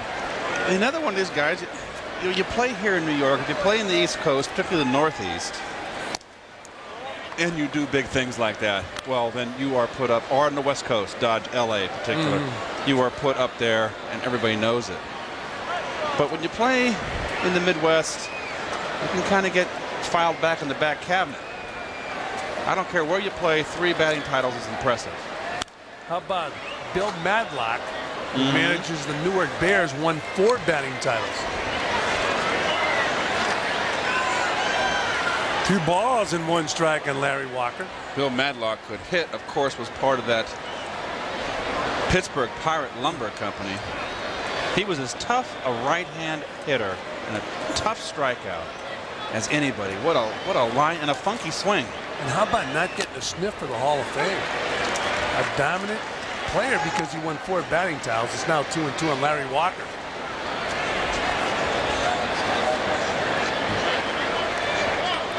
Madlock managed a couple guys that they sent to the big leagues over there with the Newark Bears. Jose Lima went to Kansas City. He's on the DL right now. And Ricky Henderson went out to the Dodgers. Well, you can see, which was interesting, the difference between Glavine, the way he pitches, Helton and Walker, 2 very good left-hand hitters, where Helton has not even seen an inside pitch in, what, 2 at-bats? 3 at-bats against Glavine. Walker, they've pitched him in. His next pitch, by the way, Tom Glavine's 100. And he misses. He walks Walker again. For the second time. And we were saying there on that Jeep game summary that the walks, now that's the 4th walk for Glavine in 5 1/3. He's not, you can see the expression right there. He is not happy with that. So the batter now, Rene Reyes. But you know what, too? You look, I'm sorry to interrupt, Grant. Look who's hitting behind Walker. Rene Reyes, a rookie. Chris Steins, a journeyman. And there's a base hit in the center field, so the Rockies have runners on first and second with 1 out here in the 6th. Well, that's the 3rd hit off Glavine's, and the point I was making is that, okay, it's not being derogatory towards Reyes. He's a rookie. Glavine is pretty much saying, hey, I got a 1-run lead. I make a mistake, 1 swing. It's a tie ball game with this guy. I'm not going to get beat by Larry Walker with these 3 guys hitting behind him. They're going to be the ones to beat me, Reyes, Steins, or Johnson. Well, now it's up to Chris Steins. Steins playing 3rd base again tonight. He lined out his last time up to right field, hit the ball right on the button. And Steins takes a ball. And you can just see that pitch is so close. And a good sinker, and didn't get the call. And you just saw a little shrug of the shoulders of Glavine, who tries to be so stoic out there. This is as close as it gets.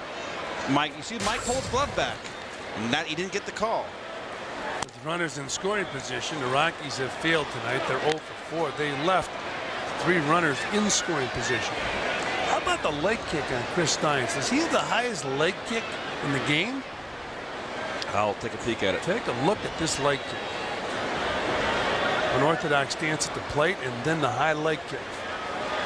Well, he's so open. Well, he's a lot like, McEwing has a high kick. Well, Joe's brought his down. Well, I got to believe now 3-0. Glavine's getting himself in trouble here. We got activity out down there in the Met bullpen. And that's Grant Roberts, who's really been thrown well since coming off the disabled list. And it's been a long road for him to come back. So you got Glavine by the short hairs here a little bit. Those are the sideburns. The sideburns. I'm glad you defined your teacher when you grabbed you by the sideburns, those are the short hairs. Oh yes, okay. 3-0, 3-1, first and second. He's got to pitch to this guy. Well, am I glad you defined that for us. 3-1 on Steins. He takes a strike. Full count, 3 balls and 2 strikes. Now 3-1. It's a good pitch, knee high outside corner. Got the call. Why? Well, if a guy like Glavine's a right-hand hitter, with a base hit ties the game up, would you look for something in to drive? Why not say, hey, I'm going to look for that sinker away and go with it? A base hit ties it up. A double puts him ahead. Steins hits a fly ball right field. So Daniel makes the grab. Runners have to retreat. 2 down. The old adage, only take what they give you, and that's a lot in hitting sometimes particularly when you have a pitcher, an old fox like Glavine out there who changes speeds and sinks and pops it in and out. When you get him in a situation like this in a tight ball game, first and second, he gets behind 3-0, and he has to come to you, and he can't afford to walk you. My goodness, he's going to go to his bread and butter, the sinker. Sit on it. Well, he should throw it here to Charles Johnson as the target's away. There's a sinker, misses down the dirt. Piazza scoops it. 1-0 now on Charles Johnson.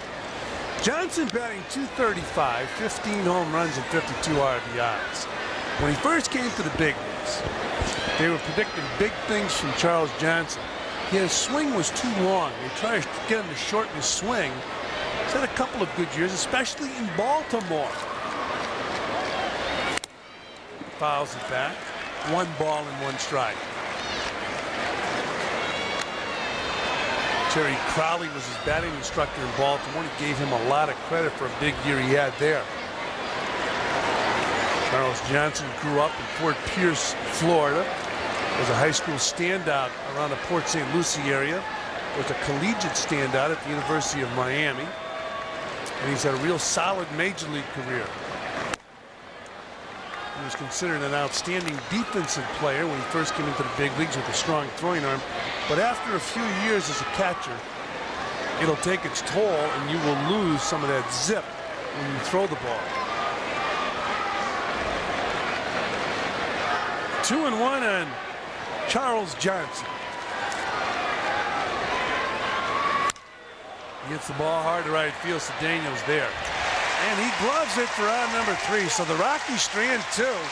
Fail to score here at the top of the 6th. Mets have a 1-0 lead. We'll be back.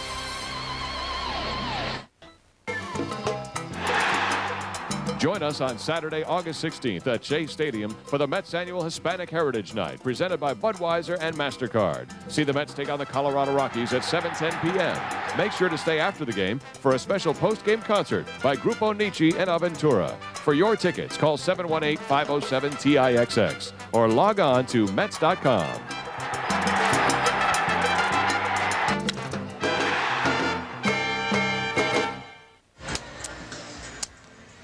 It's time for the Coors Light Silver Bullet 6. Louise Wild from Wisconsin, New York is today's lucky fan.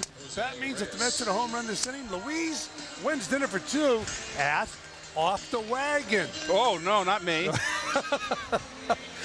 To enter, send a postcard with your name, address, date, time, phone number, and date of birth to the address right there on your screen. So Off the Wagon.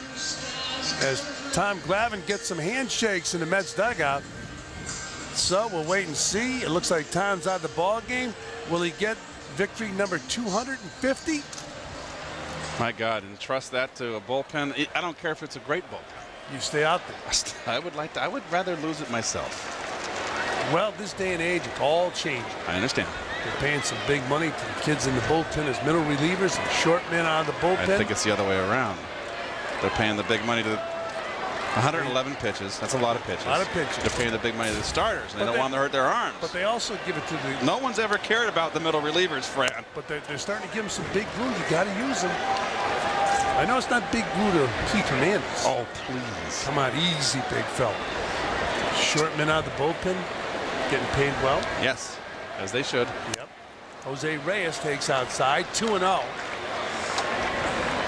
Yeah, the most unglamorous position, I guess, would be the middle relievers. Sure. But if they came up with an award like that, Rolaids Relief Award for the short man. Middle relievers are invaluable in the long haul of a season. Because I don't care if you have Sandy Koufax and Don Drysdale, they're going to go out there and they're not going to go 9 every time. They're going to get batted around once in a while. Oh, this ball is tattooed to left field, and that ball is gone. How about that? Jose Reyes, a home run.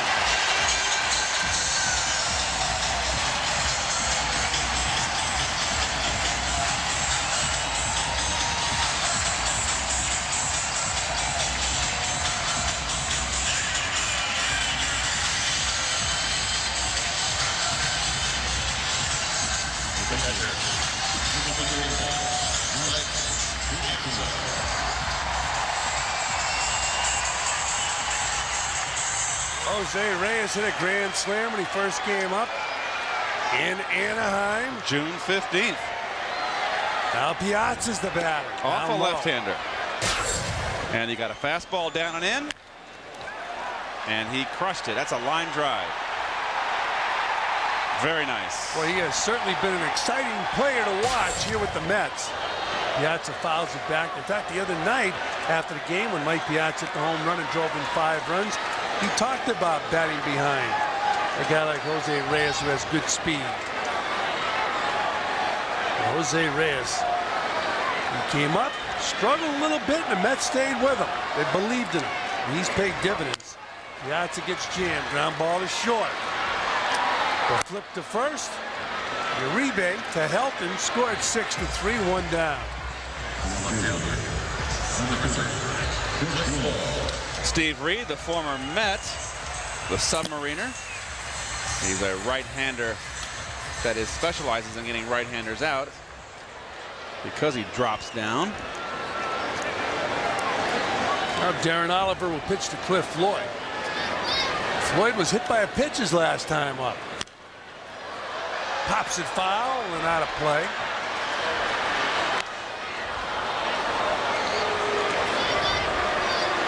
Floyd also with the single in tonight's ball game. He'll be shutting it down. He'll be operated on, and that'll be it for Cliff Floyd this season.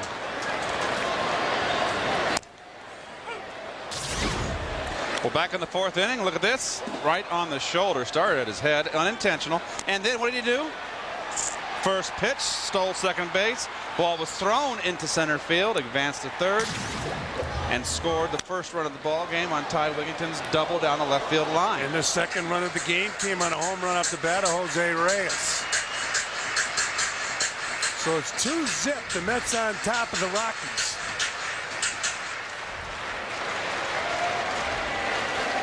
Jason Phillips will follow Cliff Floyd. Floyd fouls it off.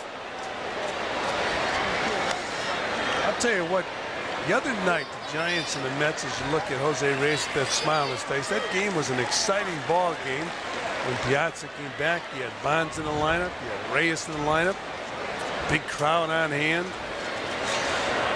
Here's the 0-2 pitch to Floyd. It's outside. So it's 1 ball and 2 strikes on Cliff Floyd. Finally, Art Howe gets Floyd and Piazza in the same lineup. And he won't have time to enjoy it. Floyd will be operating on it. And he hits this ball hard to right field. This ball jumped off his bat. Larry Walker plays it in a hop. Here's that strong throw. Not in time. So Cliff Floyd going all out with the bad leg. He showed you the stolen base. Now the double. Well, it's a fastball out over the, no, it was outside corner, and he just pulled it just so strong. I got hooked away from Larry Walker, and one of the best arms for a right fielder in baseball. And Cliff Floyd, my goodness, hustling all the way. I mean, check the coffee.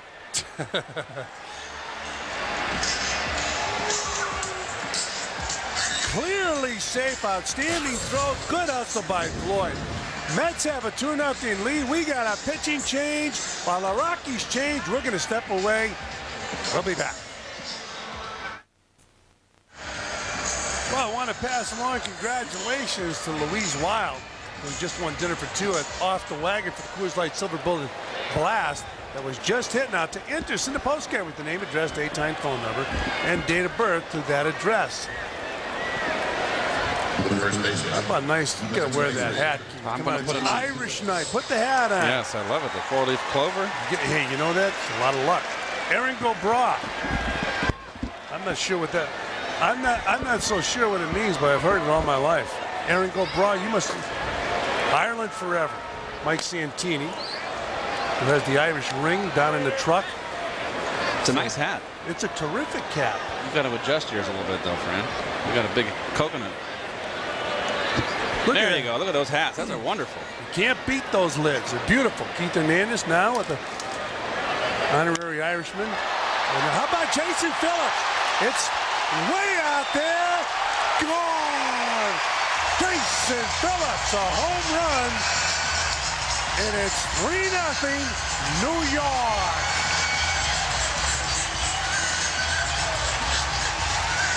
Check that. 4-0. New York.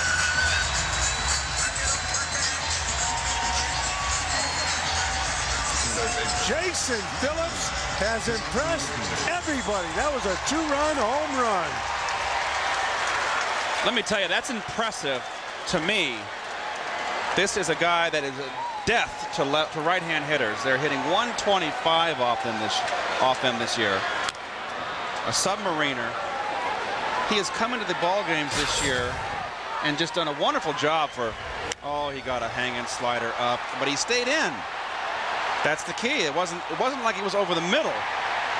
It was up, and he just continues to impress. He got one. He now has 100 career major league hits. Talking about hits.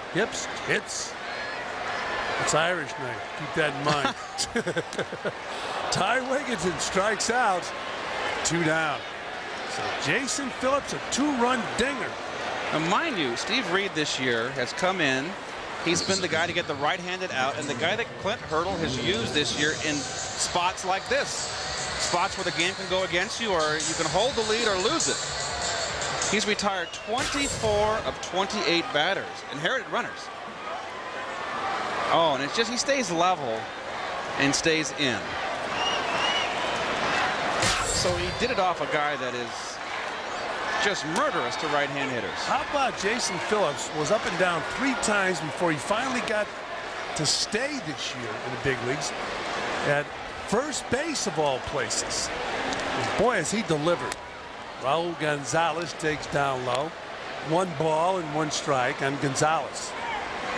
Jason Phillips has really delivered. There's 2 catchers right there. Or 2 first basemen, whichever way you want to look at it. 2 out-of-position first basemen. You know, so we saw Mike Piazza in our open. We saw him taking ground balls at first base at around 5 o'clock tonight. Jason Phillips. I'll bet Jason Phillips deep down doesn't want to catch. He's had a lot of success swinging the bat playing first base. And I'm going to tell you, if you go to first base from behind the plate, it's like a day off. You would know. I never caught. Here's the eye. There's the ground ball. Here it is. 5 o'clock today. Mike Piazza taking those ground balls off the bat of Matt Galante. I have a feeling that Mike's going to be playing more first base. I was talking with Ted earlier in the game. When we get older and you're out for 2 months and it's a leg injury, there's no substitute for getting in shape by playing 9 innings. And if he's going to catch, he's going to get tired. His legs are going to get weak. And so instead of in the past where if you're going to get him out of the ball game, then Vance Wilson's going to catch and Mike's out of the lineup.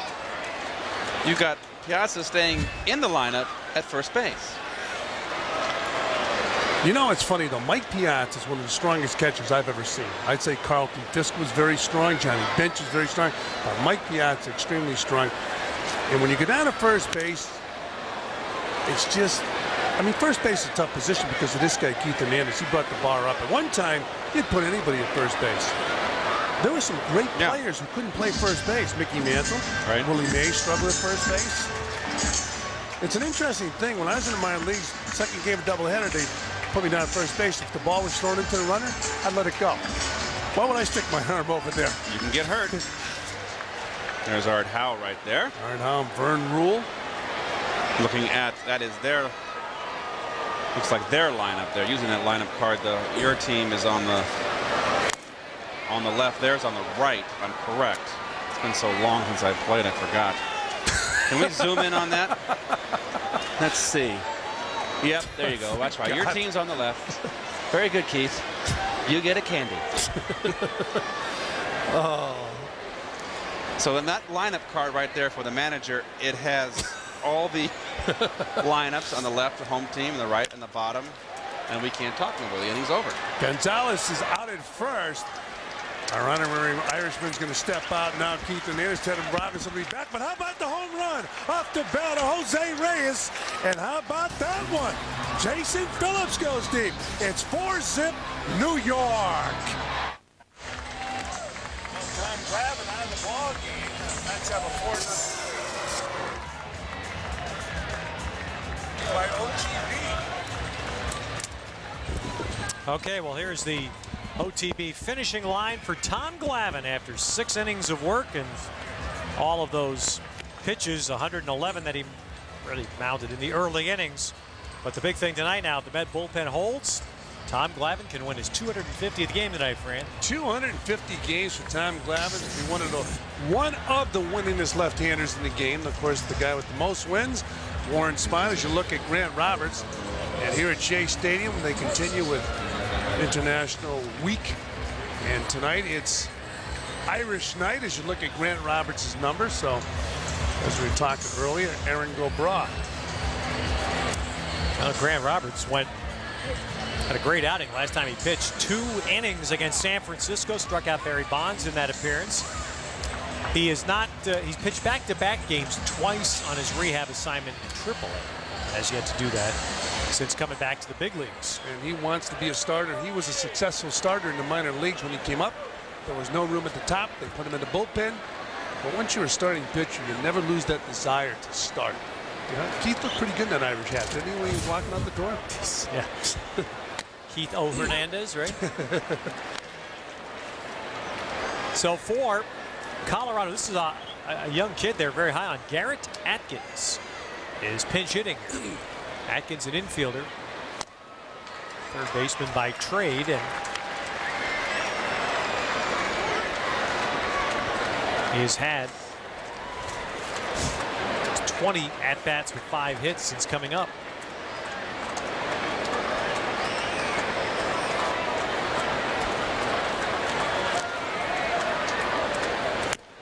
Roberts throwing the ball well, just missing 0-2.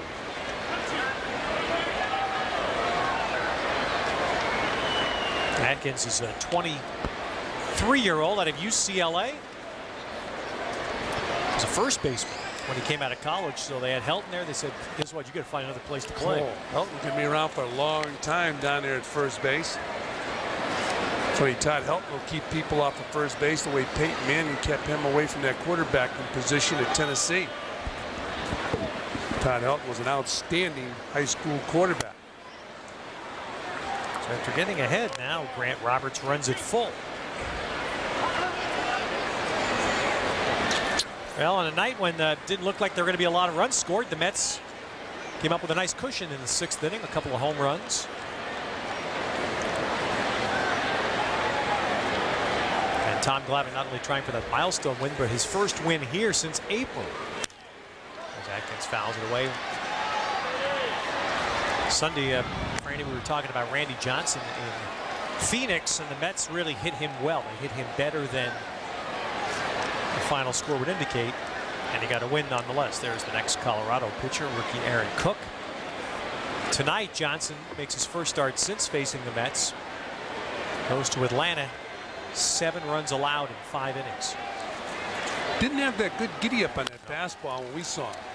Big hop right to Reyes, and he guns down. So Atkins, the pinch hitter, retired. But as much as San Francisco is concerned about their lead in the West dissipating, if Arizona doesn't get Johnson, if he doesn't pitch like Randy Johnson, then they forget it. They may be done. Last night they got another outstanding game by Brandon Webb, their rookie, and they lost 3-2 to Cincinnati. And when you get a game like that from anybody, in order to win your division, you got to win that ball game. You start giving up great efforts and ended up losing ball games, you're not going to win your division. They're struggling. But the Giants were concerned with their schedule. You know what I did while you and Keith were working? I went and found out who won last night. Sitting up here and had no idea what the heck happened last night. Well, I mean, you know, obviously I was without power until 3 o'clock today. Had no access to anything, and there's Reyes with a backhand. How weird is that? You come to a ball game and not know like who won last night. Yeah. So anyway, I found out. Go ahead. Well. Watch this kid play. Boom. That's why it's so important. You know, in the old days, they would tell you got to get in front of the ball. Well, the Latin American kids have taken defense, especially the middle infielders, to a new level because they have the ability and the know-how to catch a ball with that one hand off to the side. If you watch Reyes, if he got his body in front of that ball right there, it would have been awkward. What he did was he played it off to the side, came up throwing. And it really, you got to give all the credit to that type of fielding to the Latin American middle infielders. Uribe. And he hits that ball out to right center. So good inning for Grant Roberts. Calmly puts the side out in order. 7th inning stretch time at Shea. The Mets in the first of a 4-game series have a 4-0 lead. It's a Mets matinee Monday on Fox Sports Net. Reyes got him! As Jose Reyes and New York take the field to battle Todd Helton and the Rockies. The Mets host Colorado Monday afternoon at 1 on Fox Sports Net. On August 15th, a rock and roll princess You're gonna get me a record deal. meets the real world. Not exactly. She's getting a new job. Hi, you're my new nanny. The agency must really be getting desperate. A new love. This one's for you. He's a rock and roll god. And one chance I really have to stand on my own 2 feet. to make it on her own. Are you insane? Uptown Girls. I quit swinging door. Rated PG-13. Starts Friday, August 15th. Now, hey, how about getting your 2003 official summer merchandise catalog for the Mets? Your orange BP jersey, your Hawaiian Mets shirt. I've yet to see that one. Yeah, I'd like to see that myself. We got to get a shot at that. You look great on Charlie Samuels, Mets equipment manager. Call 877 the game for your copy. It'd be extra large. No, I can't say it anymore. No. Charlie's in shape now. The svelte, come on. That's what a new car. That's what a Lexus will do for you. Charlie did a nice job. Lost 100 pounds, and his Mike Piazza's dad Vince got him a Lexus. You can't get Mr. Met a Lexus because you can't fit his head in the car. So Mr. Met entertaining the folks here at Shea Stadium. One of the most popular mascots. If you haven't seen it, they have a Mr. Met doll out that's very popular with the kids. And if you really want, you can take Mr. Met himself home. On a hot night, you don't want him taking that hat off in your house. You kidding me? Mr. Met has never said a word. How about that? But Mr. Met does a great job here at Shea Stadium. Even in the All-Star game this year, there was a shot of Ichiro on the outfield as you look at Aaron Cook, the new pitcher. And next to Ichiro on the outfield was Mr. Met. It was a photo op, I guess. Now here's the Rockies' new pitcher, Aaron Cook, from the Cincinnati area, from Hamilton, Ohio, just north of Cincinnati. He's 24 years old, came up, pitched in 9 games for the Rockies late last year, and now this year he's done a much more effective job since they moved him to the bullpen. Cook started 16 games. This will be his 12th appearance out of the bullpen, but you saw his stats. He's just allowed an awful lot of base runners. So for the Mets, Joe McEwing will lead off. Then Timo Perez is on deck to bat for Grant Roberts.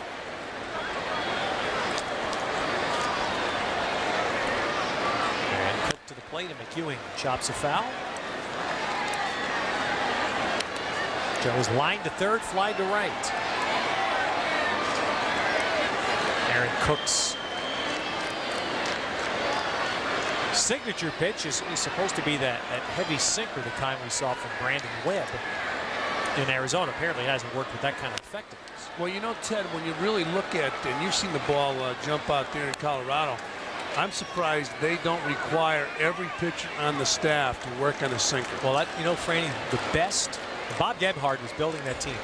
The best move he made is when he went out and signed Billy Swift as a free agent. Because Billy Swift was the classic Coors Field pitcher, a hard sinker ball. And it just didn't work. Swift physically could not handle pitching in Denver. Couldn't stay healthy. But, you know, it's funny because some guys have a natural sinker. You look at Mike Stanton in the Mets bullpen. And other guys, you can teach them how to get the ball to sink. And they do it by releasing the ball at 1 o'clock. The problem is when you manufacture something like that, you're jeopardizing the health of the pitcher's arm. Foul. But I know one thing. If I was a pitcher in Colorado, I would come up with a sinker. Well, Tommy Glavine, and Tom pitched a terrific game in Denver when the Mets were there in May.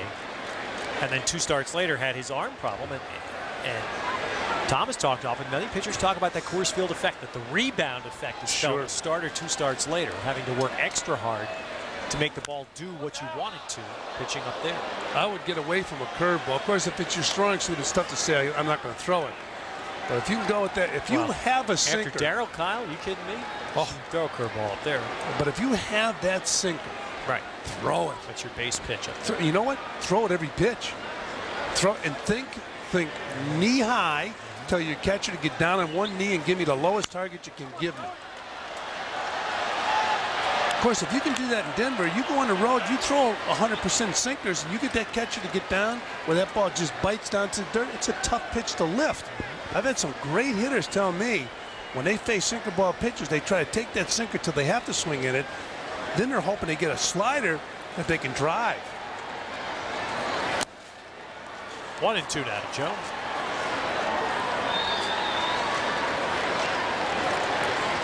So Timo will pinch hit, then it'll be Cedeno at the top.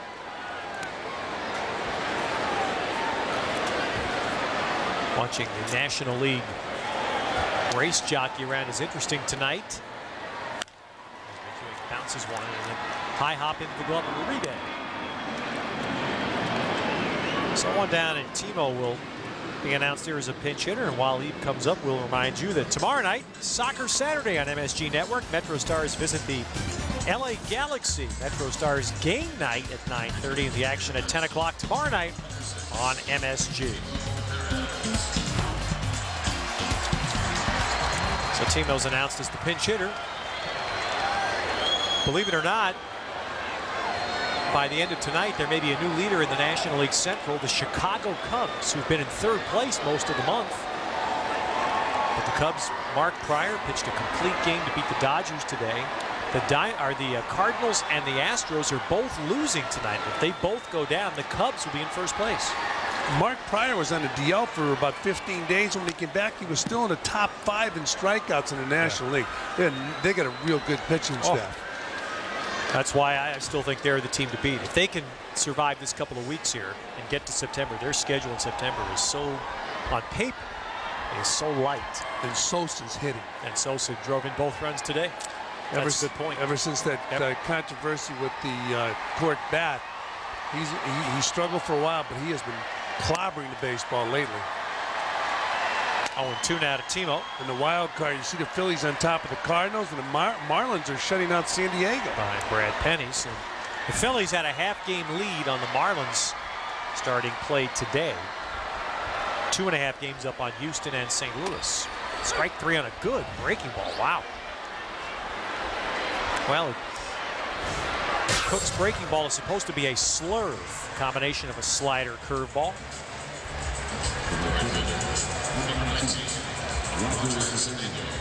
Just enough to fool Timo Perez, because it froze him. You know, it's funny, you hear it a lot that you can't hang a breaking ball. Well, you can hang it. If it has some pretty good, if there's a quick break to it, even though it's above the belt and they consider it a hanger, it's a good pitch. And of course, it's a especially good pitch if the hitter has no idea it's coming. Yeah. Timo's completely locked up by that. Yeah, the one you're concerned about when you're catching a pitcher is when he hangs that breaking ball and it has that slow, big break to it. It sits up above the belt. The quick break, I don't consider that a real bad hanger. Now Uribe still recovers and gets Cedeno. So Uribe muffed the catch, but recovered to make the play. And we'll go to the 8th at Shea. Mets up 4-0.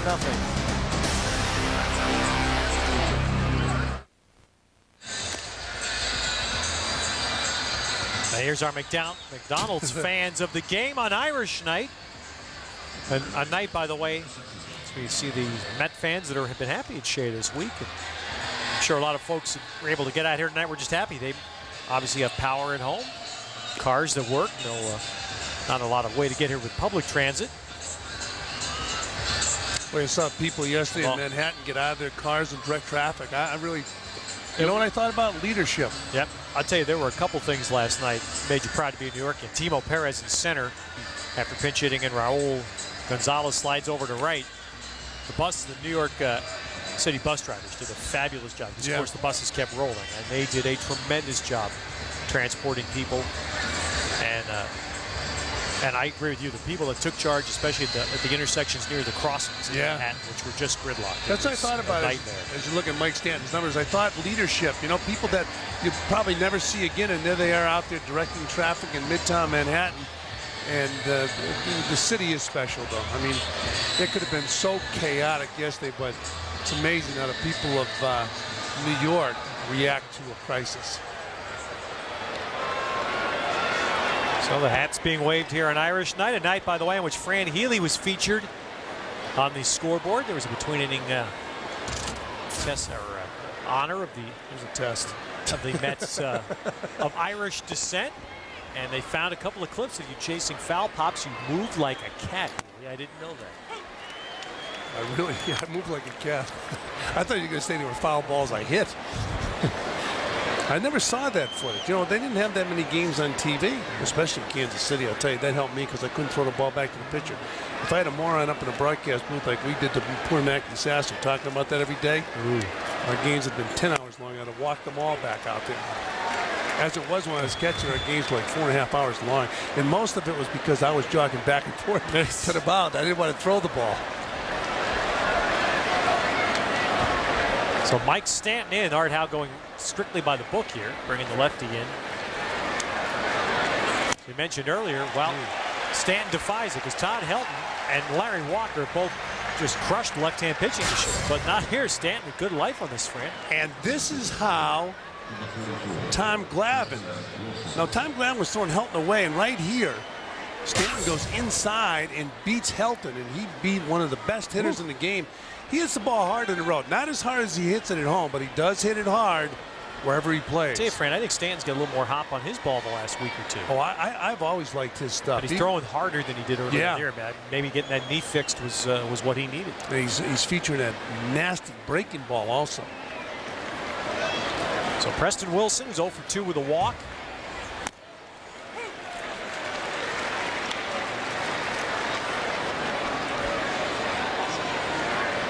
You know, you're talking about that scoreboard, Vito Vitiello.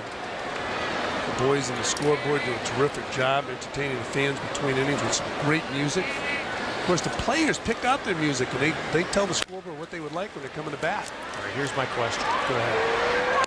As Wigginton throws out Preston Wilson, 2 down in the 8th. So my question is, if you had that option when you played, what would have been your song? Lady in Red. It just changes the atmosphere. You got to tell us the story, obviously. Well, it just changes the atmosphere, slows things down. You know, it's funny. Most of the players use it, and I'm being facetious, by the way. Most players use it to motivate them as they're going out there. I don't know what I would have. I can't remember the music. 3 Dog Night, pick something like.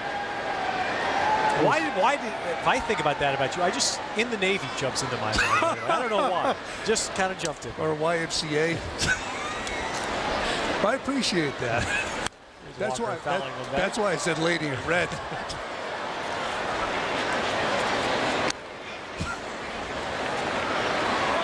Walker has walked twice tonight. Well, the Rockies have had chances in this game. They've left 8 runners on.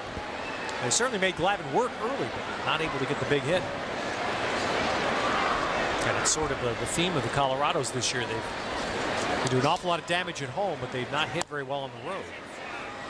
And it's really been a pattern of almost all of their good teams, all the teams that have featured good hitting in their 11-year history. There's a guy who was on the cover of Sports Illustrated when he was a kid. I mean, well, he's a young player in the major leagues with the Kansas City Royals. Clint Hurdle. 2 balls and a strike to Walker. He was a Kansas City product. Was he there with you? He signed out of high school in Florida when I was catching with Kansas City. I remember him taking batting practice. He had a beautiful swing. Another guy came in he was either the year before or the year after, and he had a tremendous hitch in his swing. He was a right-handed hitter. All right, you'll have to tell us who that is in the bottom half of the inning. Reyes calls off Floyd. And Mike Stanton. That's a very good job. He comes in and gets 2 nasty hitters in Helton and Walker. Come see the Mets take on the Phillies on Saturday, August 30th. Be one of the first 12,000 kids 12 and under to come out to the 7:10 p.m. game and receive a free Mets sports bag, courtesy of Lincoln Mercury. You won't want to miss this great item. For tickets, stop by Shea Stadium or Keyspan Park. Visit a Mets clubhouse shop, log on to Mets.com, or call 718-507-TIXX.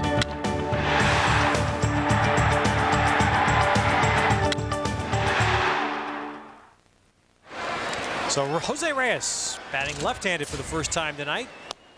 Takes a ball from Aaron Cook, 6th inning, batting right-handed. And that's our Dodge drive of the game. Jose Reyes popping that ball over the left field fence. His 2nd home run of the season. Can he do it from the left side of the plate now? It's funny because Keith and I were talking, Fran, about that swing. Reyes has a much bigger swing right-handed, it appears, than he does left-handed. And in the 3rd inning, he had a fly ball for an out. And you look, you say he's not going to make a lot of money doing that, and then turns around his next time and hits a fly ball and pulled it, got it out of here. I think as he gets more comfortable and confident in the big leagues, he'll hit with more pop. He'll hit more home runs. You know, maybe 15 or 20 home runs. He's 20 years old. He's only going to get stronger. The key is confidence. So there's a guy that's had a lot of confidence over the years, yet he was nervous the other night, wasn't sure. Mike Piazza. 2-2 now to Reyes. You know, it was interesting. We were talking about it earlier, Ted, how when the Mets brought up Jose Reyes, I mean, he was under everybody's microscope. You know, can he do it? Can he do it? And he struggled a little bit, but the Mets stayed with him. They didn't send him back. And he's paying dividends now. Not bad to be able to start the season next year with him at shortstop.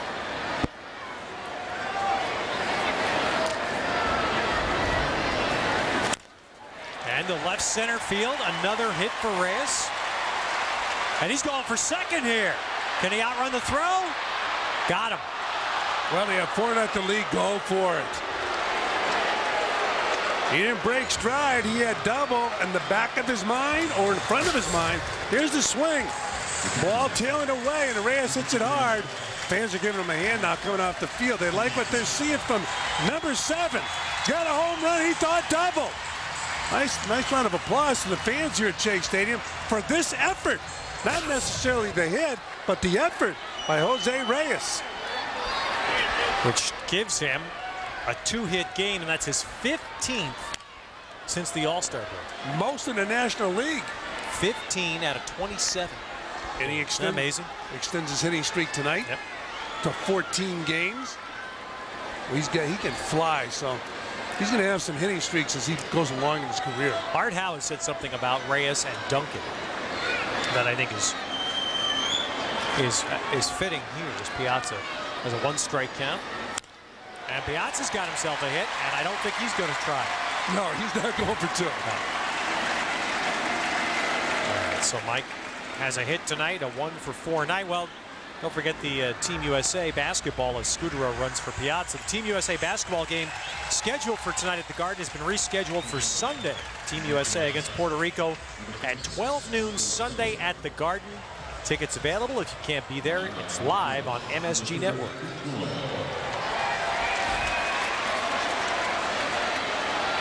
I told a story the other night about Larry Brown, who's coaching that team. He's a big baseball fan. He told me growing up in the New York area, the guy that had a tremendous influence on his life was Jackie Robinson. In fact, he said he imitated Jackie Robinson's pigeon-toed walk. He had such an impact on his career.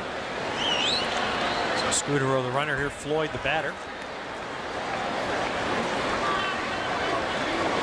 Well, of course, Duncan has gone back down now to play for a couple of weeks at AAA. Gets him at bats. With Reyes here, what Art Howe has liked so much about those kids is that he says they're not afraid to make a mistake. They'll take the gamble. Now, of course, you want the gambles to be good ones. And in that spot, leading off an inning with a 4-0 lead, that's a good gamble by Reyes. But that's what Art Howe was saying. They don't play with fear. You know, even if it was nothing, that's an excellent point to score. But even if it was nothing, I want Reyes to do that because I bet you most of the time it's going to be safe. It was a perfect throw. They got him at second base. But if it's nothing, and he does it and he makes it, he's in scoring position. Of course, the way he can steal a base. Right. He can always hang around first and then steal it. That's what I think that dimension of speed is going to give to this ball club, because it's not only a stolen base, it's just you put the defense, you put pressure on the defense when you have good speed. So Reyes is going to come to the ballpark tomorrow night hitting over 300. That's not bad. You sleep a lot better. Not that I know anything about that.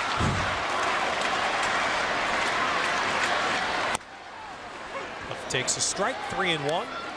It is funny how your hitting has so much to do with your feelings as a I mean, your whole life, really, when you're in the major leagues, not your whole professional life is you're thinking hitting, you're thinking all about that bat. The reason Reyes is still in the big leagues is he proved he could hit. You don't see I was having that conversation tonight with Jay Bell. Very, along those same lines. And the fact that every outstanding fielder that I've known in years in baseball really they really can be just consumed by their hitting. Absolutely. Scudero running, and Floyd goes right back through the middle, and the Mets will have runners at the corners. You watch Cliff Floyd tonight, you think, why is he going under the knife? Why is he going to be operated on? I mean, he's running. Well, that's the question. The way he's run tonight, he stole a base. Cliff maybe letting it all hang. He might be.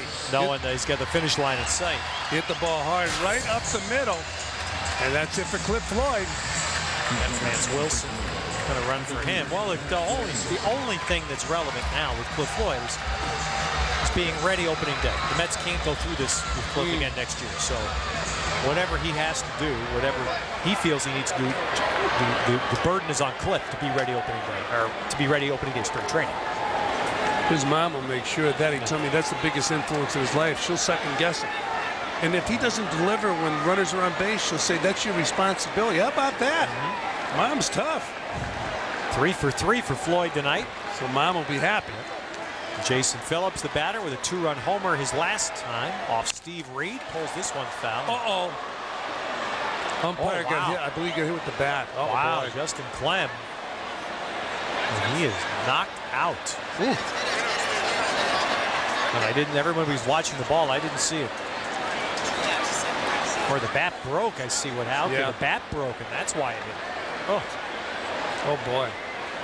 He went down. So Justin Clem calling the balls and strikes, and Jason Phillips had his bat broken. Oh boy. Man, that's horrible. Yeah, I've never seen that, where an umpire get hit with the barrel of the bat. That's a bad feeling. Take a look at this again. Watch this. Now Jason Phillips swings that bat. The bat really gets broken and bang, hits right in the head. I've never seen that. Never seen an umpire get hit with the barrel of a broken bat. You know what?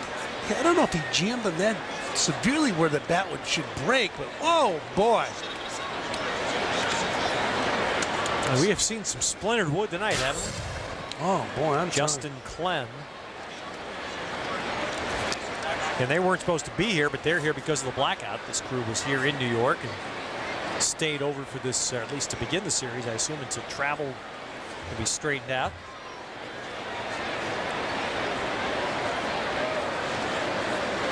And those two guys, of course, Phillips a catcher by trade. They can talk about that. Both saying the same thing you say. I've never seen it. Yeah, never have I seen a home plate umpire get hit with the barrel of the bat in such a severe fashion. Check it. He's checking the left side of his scalp there. You can see he may have been nicked by that bat. Hopefully it's minor, but boy, oh boy, this is certainly dangerous, and it looks a lot. Oh boy, side of the head. Yeah, if you missed the mask. Yeah, right. if you get the mask, that's going to jolt you. But the side of the head. Wow. So obviously they're going to have to stop play here, and we'll have to get one of the other umpires will have to take over the home plate duties. Ted, you know what they might do after this? They might have umpires wear helmets. Yeah. You know, I'm surprised they haven't thought about it, because when I played, very few catchers wore helmets. Now in baseball, they want you to wear helmets. Why not have an umpire wear a helmet? Well, it looks like he's all right. Thankfully. Oh, boy. Both Met trainers, Scott Lawrence and Mike Herbst, on the scene. This is such a young crew that I'm guessing that Ted Barrett, who's standing right to the left of Art Howe, I believe he's the crew chief. But again, these are four fairly new umpires. I believe he would be the acting crew chief in this circumstance. You wonder if the bat, the sawed-off part, was the thing that cut it. Could be. I mean, the only thing I can think of, and I've never seen a film of this, I don't know if film exists, but there was game, and I think it was in Seattle years ago when a player swung just like that, bat broke, and the broken bat flew and hit Steve Yeager in the neck, who was in the on-deck circle. You might be right, Seattle. For some reason, I can't remember where it was. For some reason, it sticks on my mind. Pittsburgh, he was on deck. Okay, could have been, yeah. He was on deck. Right, he was in the on-deck circle, and he got hit by the shattered bat. And that's why they have that protection for the catcher. You know, some guys use it where it hangs down off the mask to protect the throat. So Justin Clem is up. Well, that's good. That's good sign. So he's in good hands with the Mets trainers. Absolutely. He's got a little, hopefully nothing more than a flesh wound. Ooh, boy. And they'll get that stitched up. And I'm sure we'll have an umpiring change here. We'll take a break.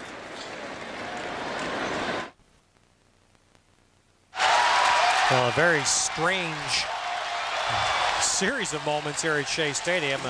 Knucklehead just chose this particular time to run out on the field. And as he's being dismembered right now, we'll go down to Matt Lachlan to recap what just happened with the umpire.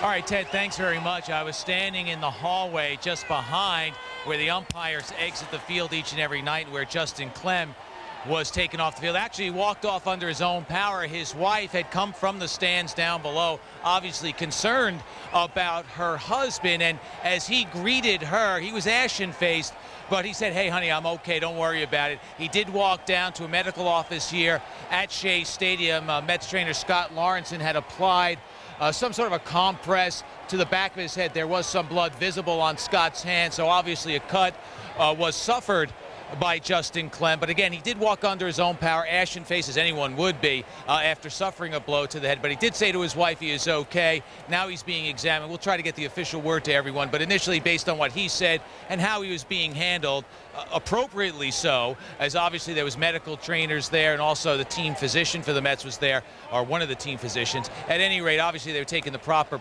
precautions, but again, based on his words, the way he was walking off under his own power, and the seeming overall lack of concern. It was just a cut in the head. Easy for me to say, but that's all it appears to be. C.B. Buckner is going to put on the gear and be the home plate umpire for the rest of this game. And again, we'll try to get the official word on Justin Clem, but it appears to be nothing more than a cut to the back of his head.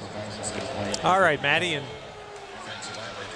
Jason Phillips, like everybody else, waiting. Aaron Cook's throwing some pitches on the mound. And here's a nice sight. Larry Walker, while this delay happens, signing autographs. He probably would have done this during the power outage in Montreal the other night had there been fans.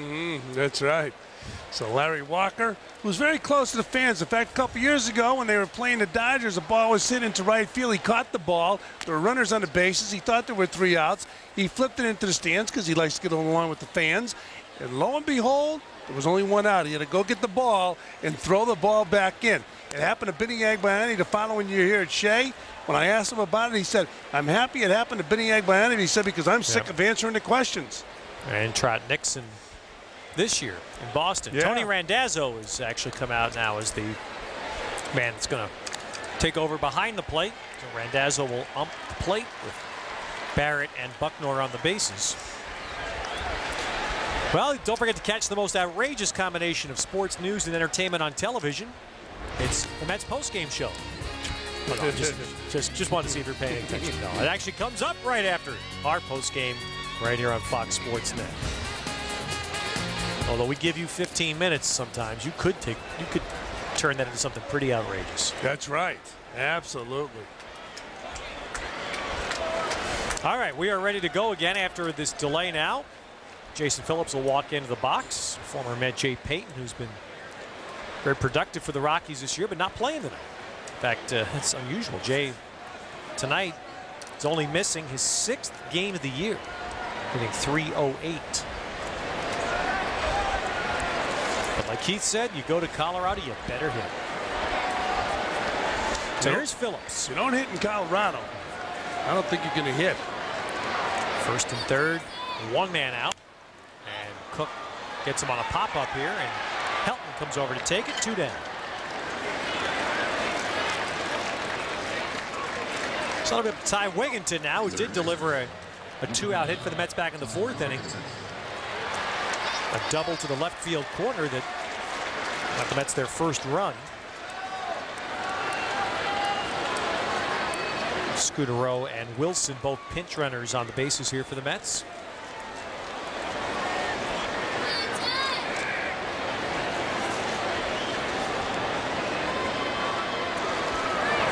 Oh, Wigginton rips this one to left over Reyes' head and off the face of the wall.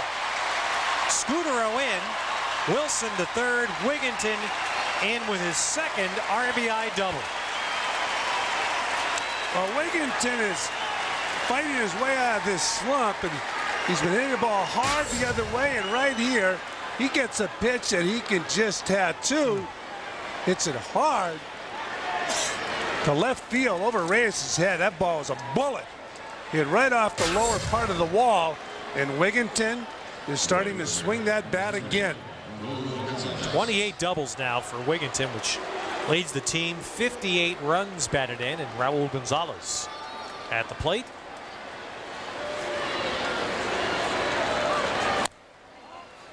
That bullpen is quiet, so it looks like Mike Stanton's going to come back out to work the ninth. And the Mets, who struggled through the previous homestand, have a chance here to make it 3 in a row. And the Mets, who had just a miserable August last year when their season disintegrated, have reversed that. They're having, right now, as we hit the halfway mark tonight, a very good August. Yeah, and it's good for the fans to see that piece by piece they are trying to rebuild the major league team. That guy's going to be a very important part of it when he gets healthy after his operation.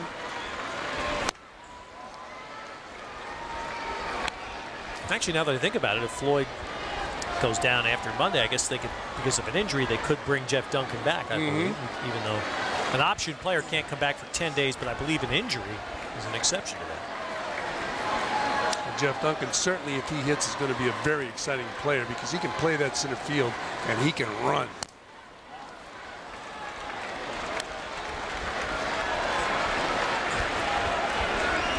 If you have Reyes, here's two guys. You always see them together. Floyd and Clark. Yeah, if you have Reyes, Duncan, and Floyd, first 3 hitters in your lineup next year, you get some good speed as long as Swift Floyd is healthy. He said that's been distressing to him this year that he hasn't been able to go out and steal bases. Gonzalez to the right side, but Belliard runs it down. Makes the play, so the Mets get 4 hits in the inning, but settle for 1 run.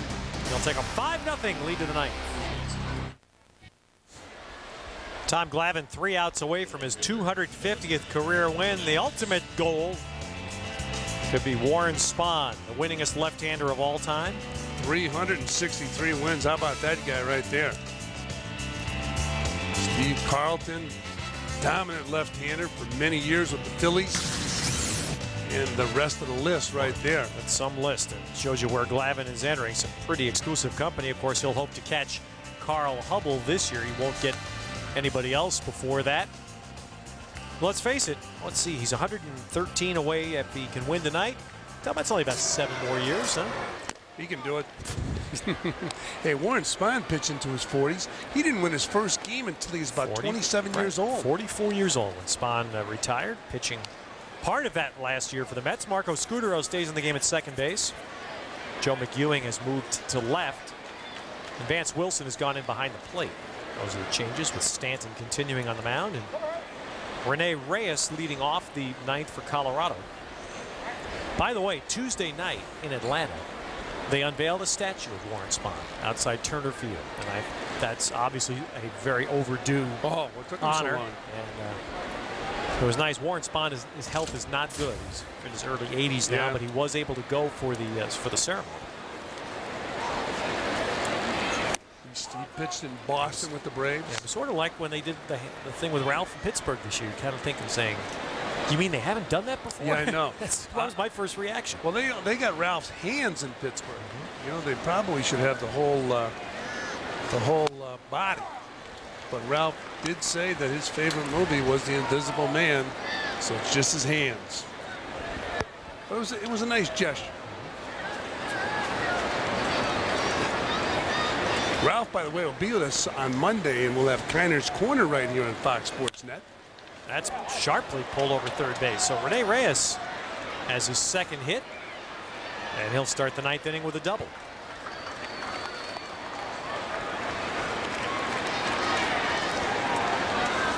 Well, coming up after the Mets game on MSG at Sports Desk, presented by Toyota, with a recap of all the day. Sports world in New York starting to recover from yesterday. Yankees in Baltimore with Clemens pitching. Of course, all the story here from Shea. Team USA's. It's been another couple of days in New York as their game scheduled for tonight at the Garden has been rescheduled for Sunday at noon.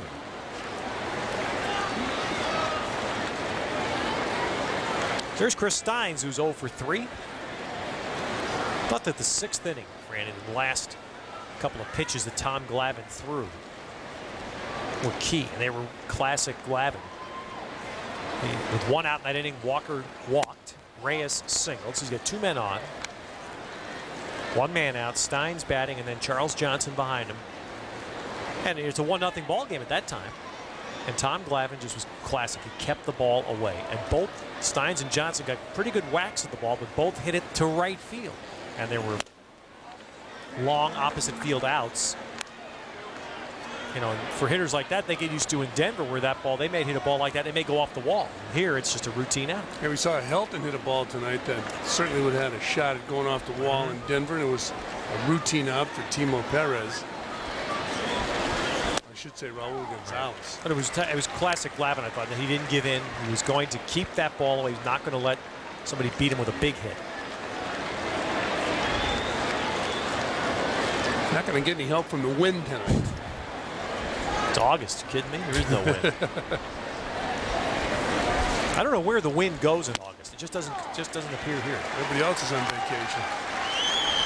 2-2 here to Steins.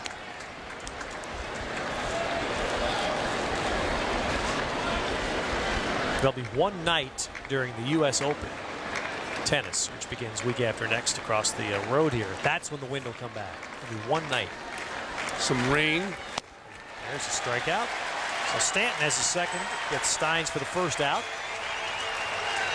Well, Steins tried to serve that ball out there with that high leg kick, and Stanton beat him.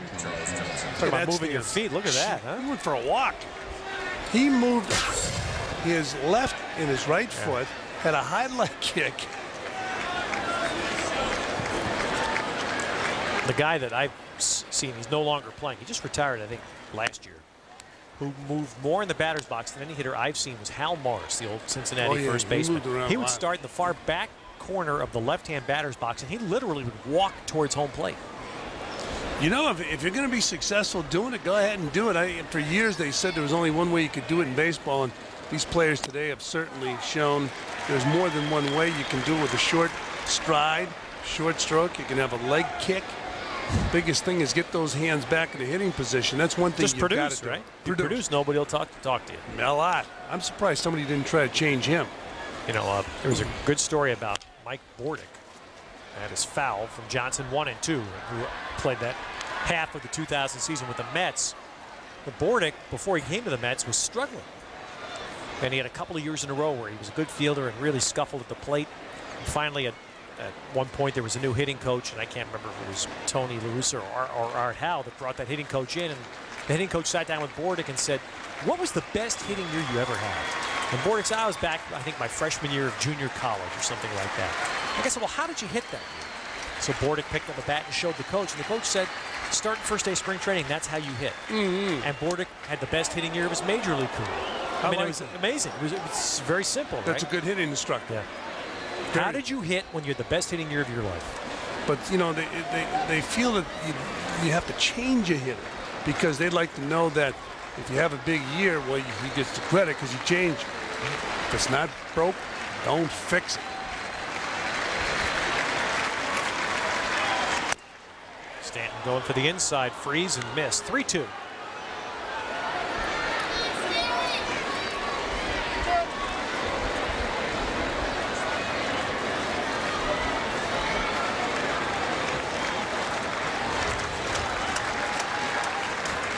Payton's on deck, so he's going to make his appearance tonight as a pinch hitter. Ooh, just high. And Charles Johnson working a walk, so with a 5-0 lead. Stan, you can see his feeling about that call. And of course, that's one thing that happens when you change home plate umpires late in the game, changing strike zones as well. You know what? That looked like a pretty good pitch. Take a look at it again. That's a strike. Well, if you're supposed to be elevating the strike zone, right? Well, yes. By the rule book, that would look to be A strike? I don't know how it ever came to pass that umpires had their own strike zone. Think about that. I'm going to be in a major league umpire, and I got my own strike zone.